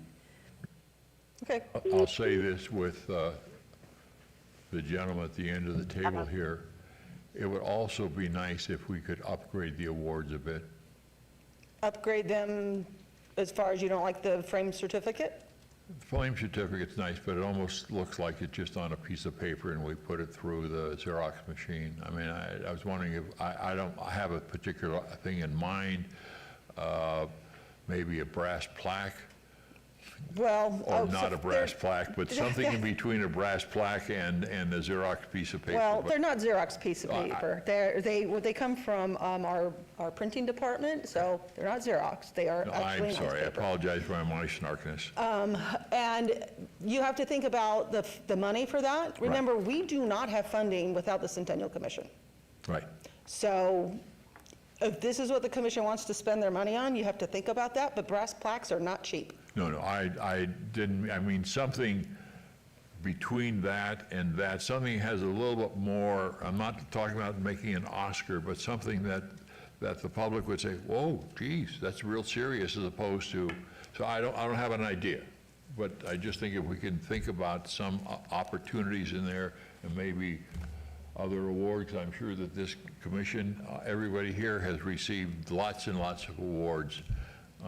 And so maybe we can send some ideas to you, and I do understand money is an issue, but it was just a thought. Okay, thank you.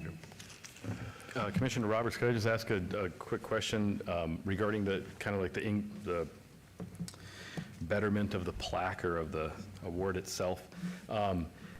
Obviously, everything costs money. I made the suggestion that a small monetary award be in a company.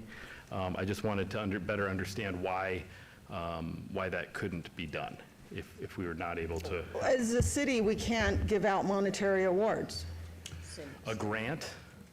A Well, gift card? it's to give a grant to somebody, but to give a grant to somebody, we have to have a grant process. We can't just give people Sure. money. Sure. Okay. I mean, if you Commissioner want to do Perdue, some what- kind of a grant program, I mean, they have to apply Well, but I'm sorry, Commissioner Roberts, we can't give people money. I appreciate the information. I was unaware of the rules. I was just trying to identify that Yep. when I received an award for my work with the Hunters Foundation 10 years ago or whatnot, the award was great, but just like everything costs money, it's like if you have an individual or a group that's working towards something actively, assistance for that can come in many forms besides money, but usually that's what it all comes down to. Great, So. thank you. Okay. Next item is a report by the Community Development Department regarding the director's update.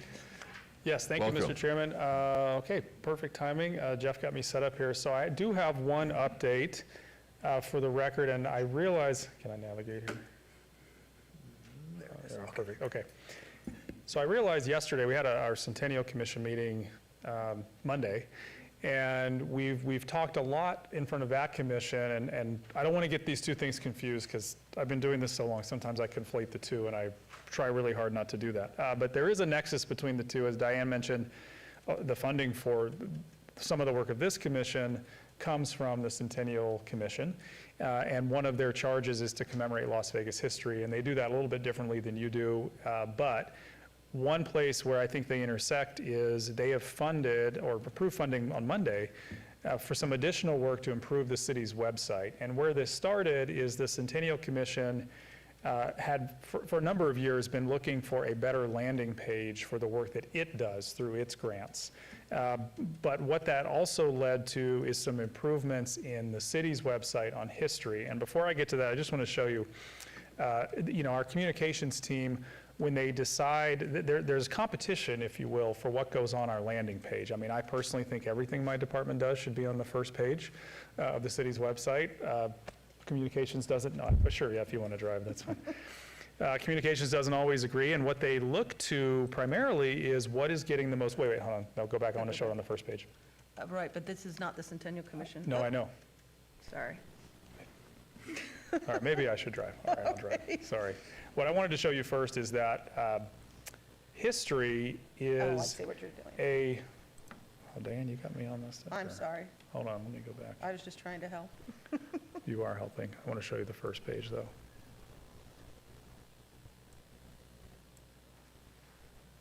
Hang on one second.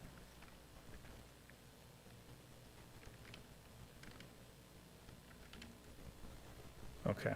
So on the city's main landing page, you'll notice if you scroll to the bottom, but it's not that far down, in this banner section here, which scrolls, one of the 3 or 4 links that we'll scroll through, and hopefully it'll do it while I'm talking here, here it is. It's the History tab.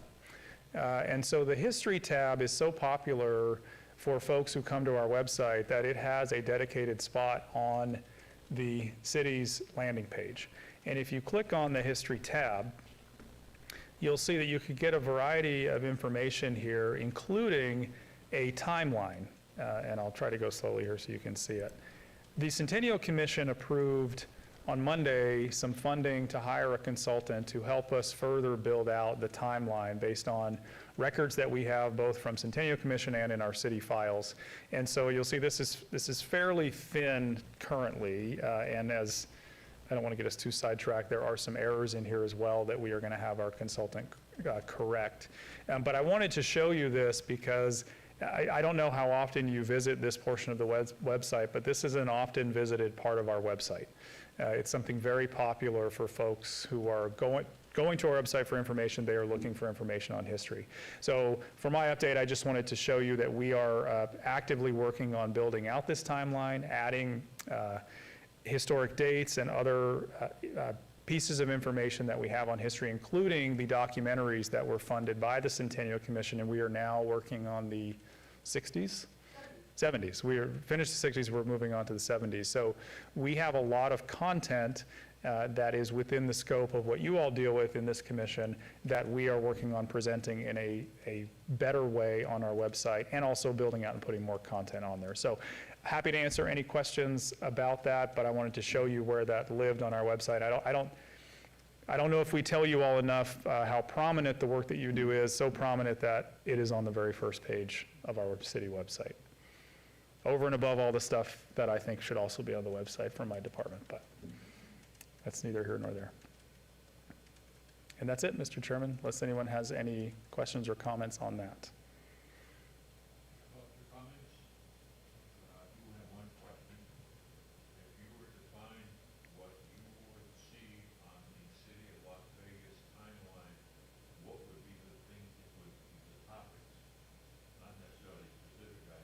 Excuse me, On a city timeline. Chair, your microphone. What kind of things should be on the city timeline?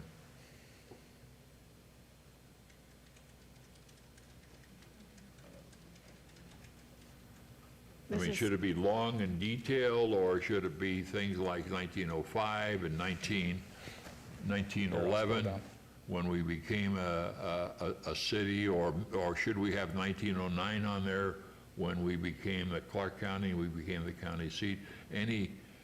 The idea of putting the documentaries on really helps with that, but are there any thoughts on what you would be looking for if you were going onto the city historic timeline? Commissioner Roberts, I have an opinion on this. I don't know if it would be shared. I personally am a recreational researcher, so I'm constantly looking for good sources that are reliable. I would welcome, depending on the size of the city's servers, I would welcome a full comprehensive location where all accurate and current information to the best of our knowledge about the history, whether it be, I saw something on the Cliff May homes.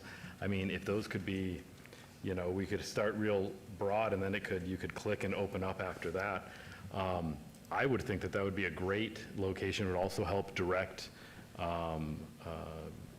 the research to a location where it can be, you know, kind of the information can be controlled in its accuracy by the city, by this commission, so that there's so many opportunities for misinformation to be provided nowadays. So if we had the willingness and the ability and the opportunity to provide a one-stop shop for comprehensive, accurate history of the city of Las Vegas, I think the city website would be the perfect location.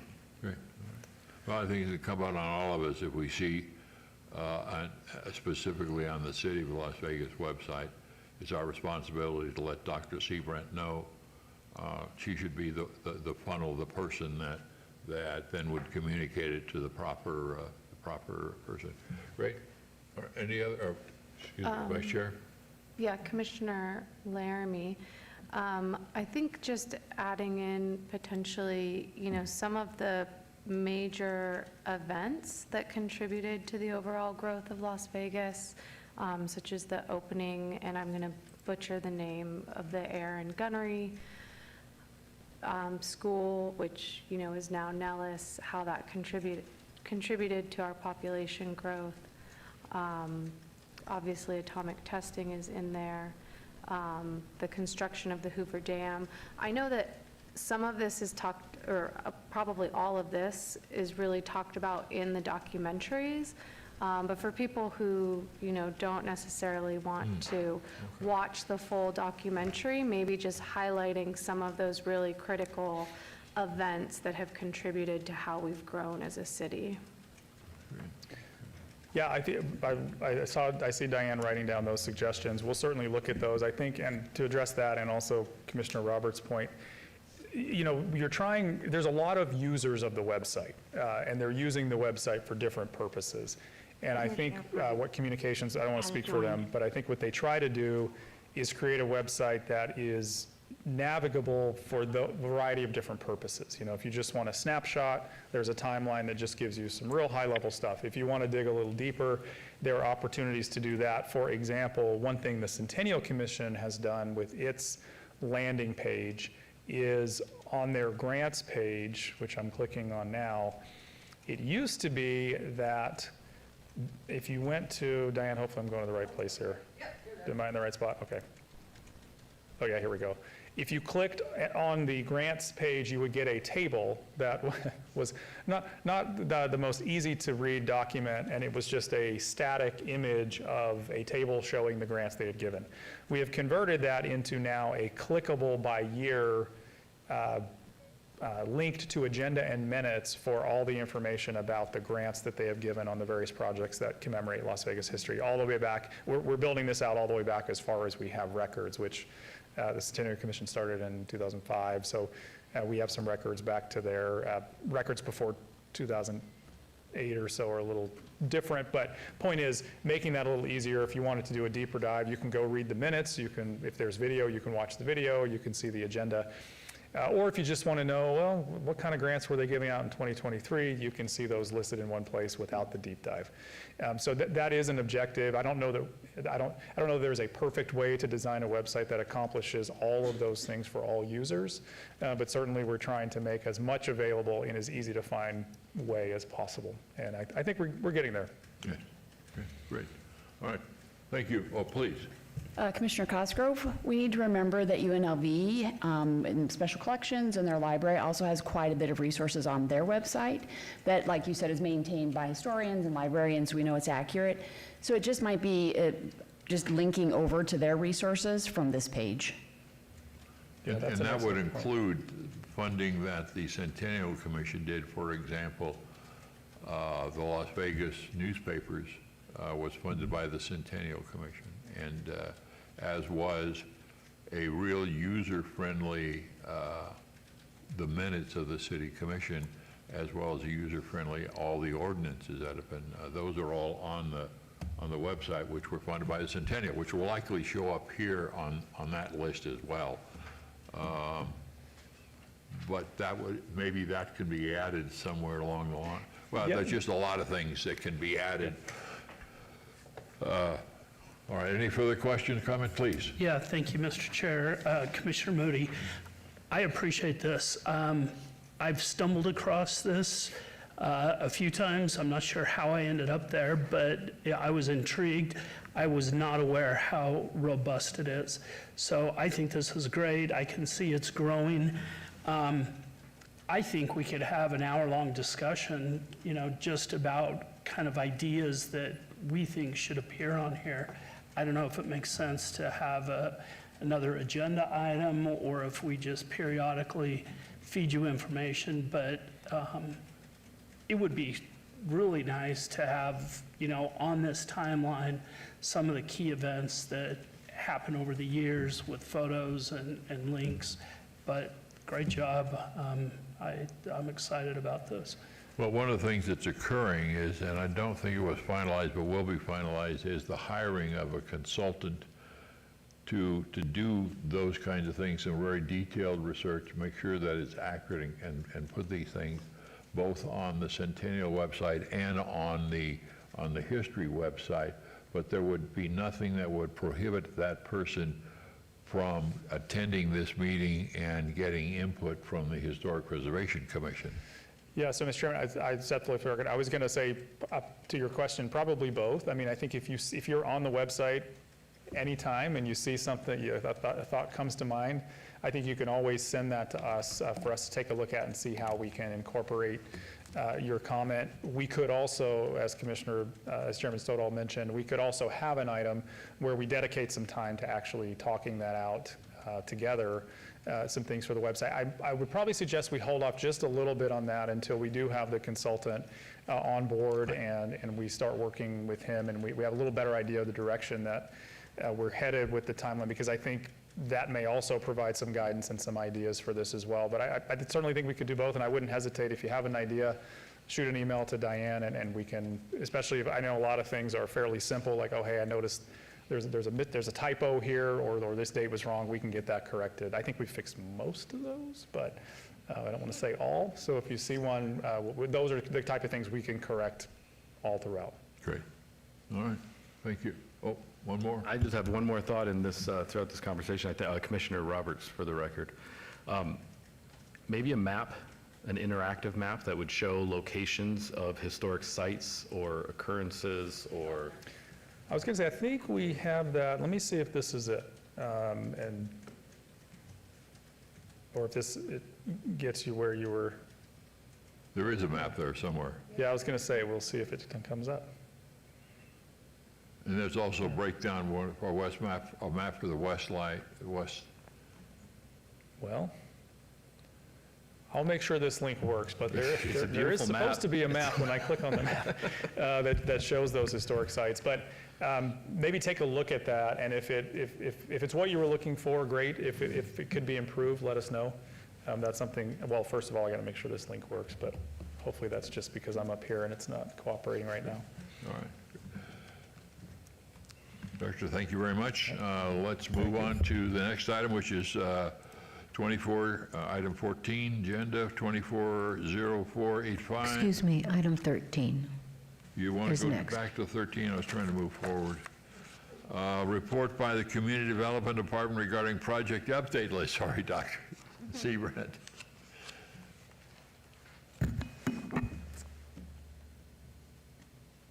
Okay, so for our updates, Seaborn for the record, as mentioned previously, SHPO is understaffed and overworked, I guess, so we have a lot of delays on some of our projects. So the Cliff May Home Survey, they are looking at concurrence from that report, but I don't have anything back yet.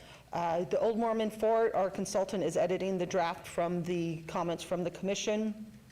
As I already mentioned, the West Side School nomination is delayed by SHPO. The Huntridge neighborhood signs that the commission approved the grant for, as well as the design. Our Public Works has to order some of the hardware in order to install them, and we're just waiting for that to come in. And then we'll do actually both the Huntridge neighborhood signs and the John S. Park signs. And the John S. Park, remember, the commission did approve the design, but it was not a grant from us, it was a grant from Neighborhood Services. The Christensen House, the historic window repair is in progress. The Floydland Park Historical Report, I'm delayed a little bit on that, but I am writing the contract, but the consultant can't start until the end of October as it is.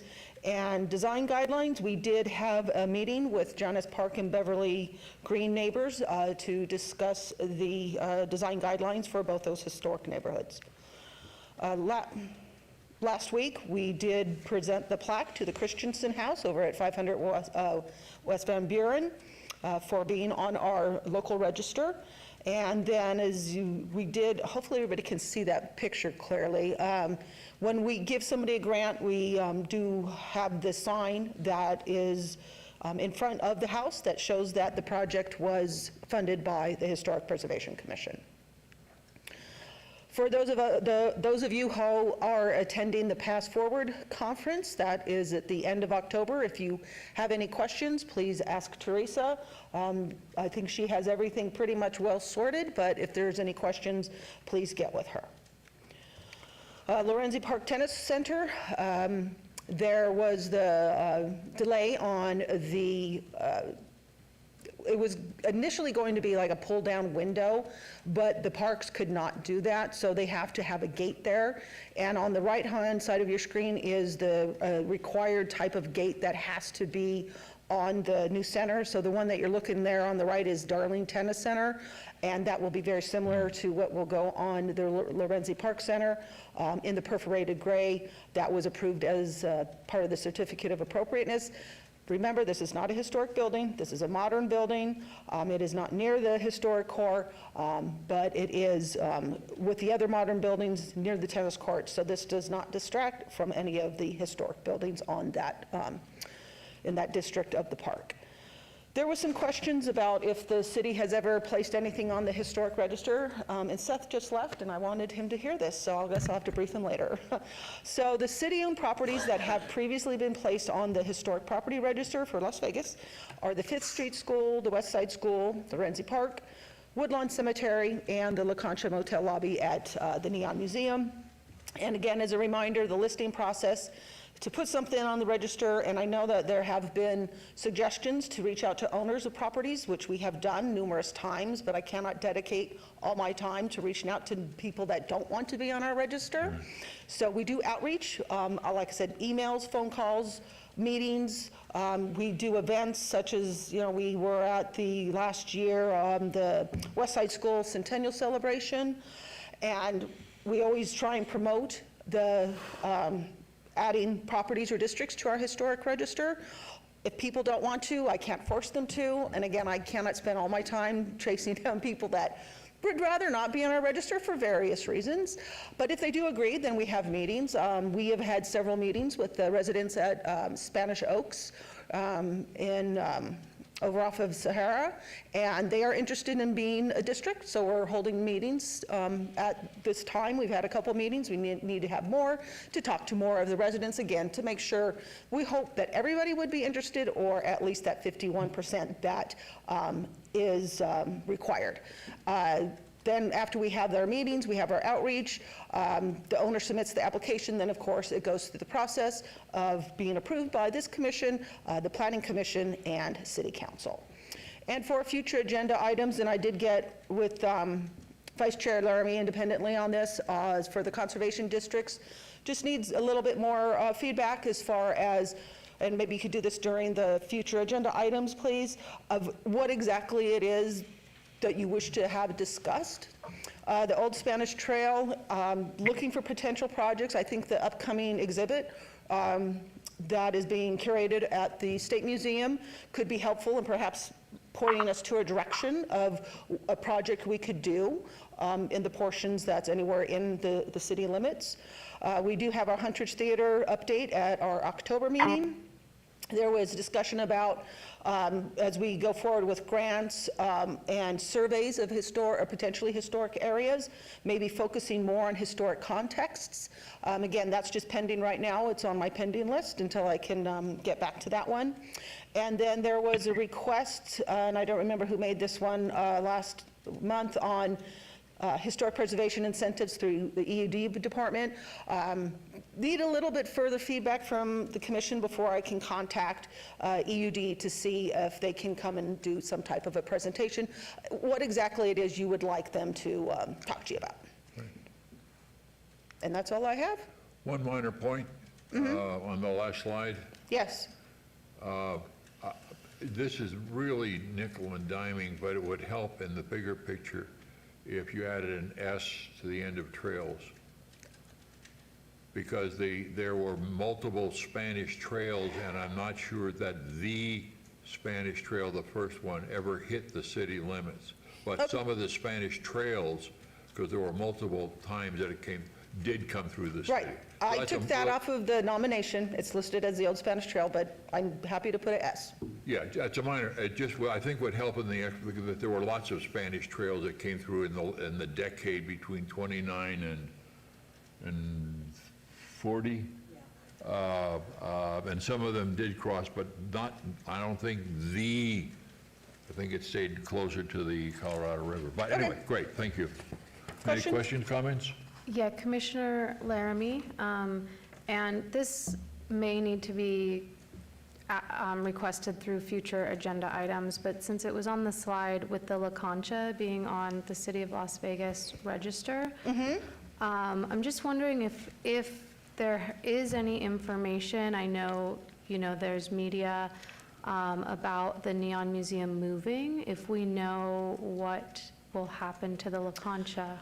So Aaron Berger, the CEO of the Neon Museum, gave an update at the Centennial Commission on Monday. Oh, okay. So if you go to, again, the city's website and you look at meetings, you can pull up that Centennial Commission meeting, September 23rd. Tracy, do you remember what item number that was? I can't remember what item number it was, but it'll say there when you scroll through the agenda. I think it was 10. No, that was the Mob Museum. It was 6 or 7. 6 or 7. Yeah. Anyways, if you pull that up, you can watch the meeting, and he does give an update. I mean, it's not happening tomorrow. Right. It's still a ways down the road, but he does answer some questions. I'm also happy to ask him if he can come to the HPC and give us an update as well. Okay. Yeah, he was very clear that this is in the earliest stages of, and the reason that he had to even bring it up was because of the building of the TID. Otherwise, he probably would not have brought it up until, there is no specific plan. They're just an idea, but there's no concrete date or money has been raised. He said normally I would go out and raise the money and get a plan before I would make an announcement, but in this case, although he did present a report which left the impression that the La Concha shell could be moved. And that report, I think, is in the backup material. Yes, it's all in the backup material. Yeah. So, further questions, comments? Hearing none, Okay, we thank will you. move on to, which is 14-240485, report by the Community Development Department regarding historic and archaeological resources in the local media.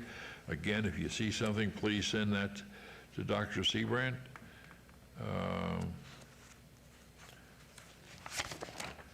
Next item on the agenda is item 15, discussion regarding topics for future agenda items. Comments made during this portion of the agenda by individual members shall refer solely to proposals for future agenda items, and any discussion should be limited to whether or not such proposed items are within the purview of the commission and/or whether such proposed items shall be placed on a future agenda. No discussion regarding the substance of any such proposed topic shall occur, and no action would be taken. Anything that we would like to see on a coming agenda, please? Commissioner Laramie, so as Dr. Seabrandt mentioned, she needs a little more feedback for exactly what we'd like to discuss as a commission for conservation districts. So what I'm personally looking for is some information around potentially amending our preservation ordinance to include conservation districts as a type of historic designation that we could offer to neighborhoods and areas. It would, from my own personal research in conservation districts, it would be something in between a historic designation and no designation at all. I'm thinking about neighborhoods like Huntridge, whose survey findings came back and they were found not to be eligible as a historic district. But when you're in that neighborhood, you know very much being there that there is a historic and cultural quality to that neighborhood. And conservation districts can be tools to kind of preserve that character, although not to the degree of which a historic district designation would. I believe that Story County in Northern Nevada has a conservation district ordinance, and I can track down some other samples if that would be helpful as well. I also know that amending the ordinance is a long process and not something that is, guaranteed, but I think that we need to have the discussions and the research and the recommendations for the commission to get to a point where we, want to put something forward to the planning department and then for ultimate approval through council. I hope that was helpful. Further items for the agenda? Commissioner Roberts, I have a few items that I'd like to have a discussion about, or maybe presentation about. One would be Historic Circle Park. It's part of the Huntridge neighborhood. It's been identified as a contributing resource to the neighborhood, be it the neighborhood as a whole, be it historic or not. It's been closed for several years consistently, and then on and off in the past, its entire life cycle, I suppose. Personally, I'd like to see it open, but that's not important here. I'd like to understand what the hold-off is from adding it to the historic register, and if there is a plan for that park, and that's why we're not adding it, I'd like to know what that plan is. I know a lot of people, I know truly hundreds of people who want to see that park activated again for a multitude of reasons. So that would be one topic that I'd like to get more information on, get a presentation. Maybe the city manager or one of their subordinates would want to come and present specifically as to what the plan is for Circle Park as of today. The next item would be regarding legal aid and the historic aged building that they have plans for demolition. I know they recently obtained all of their entitlements that they requested, and I thought maybe now that they got their entitlements, they'd be willing to, as a courtesy, come and present to the HPC here and maybe have a conversation with us about what their plans are moving forward with their design and whatnot. In addition to that, there were several things, and maybe I should have brought this up actually at the updates, but there are several houses and other properties that have been adversely affected by negligence or other occurrences that some of them we're aware of here. The house at 1255 South 8th Street where all the windows were removed, and there was some, I presented some structural concerns to the owner. Then that house went up for sale. I don't know what's happening with that now. There was also a house in the Founders District right near the Las Vegas Academy that was burned down, essentially from neglect, from what I understand. It's been abandoned, and there's a few other houses that are that are several other houses that have been subject to unpermitted work that has adversely affected their architectural and historic integrity throughout the valley, but specifically in historic aged neighborhoods. So this is an ongoing topic that I bring up, and it's for good reason. The occurrences are increasing, and I think that, well, I know that we're losing historic resources in our city's core. And then my last item, which I think ties all of it together, is regarding the 2050 master plan. I thought that it would be a good topic where we could have a presentation, maybe a review and assessment on the 2050 master plan to understand better the status as it pertains to historic preservation. Are we following it well? Are we missing some things? Could we be doing better? I think it'd be it's a very large document, and it's written very well, identifying a lot of things that I think that we would be very interested in. The term historic is in there a couple hundred times. The term preservation over 100 times. Yeah, I mean, it talks a lot about historic preservation. So hopefully, you know, I'd like to see that the HPC and the city are working together to fulfill the goals and strategies using the identified techniques that were pointed out in the 2050 master plan. So I think that would be a really good discussion that we could have as a future agenda item.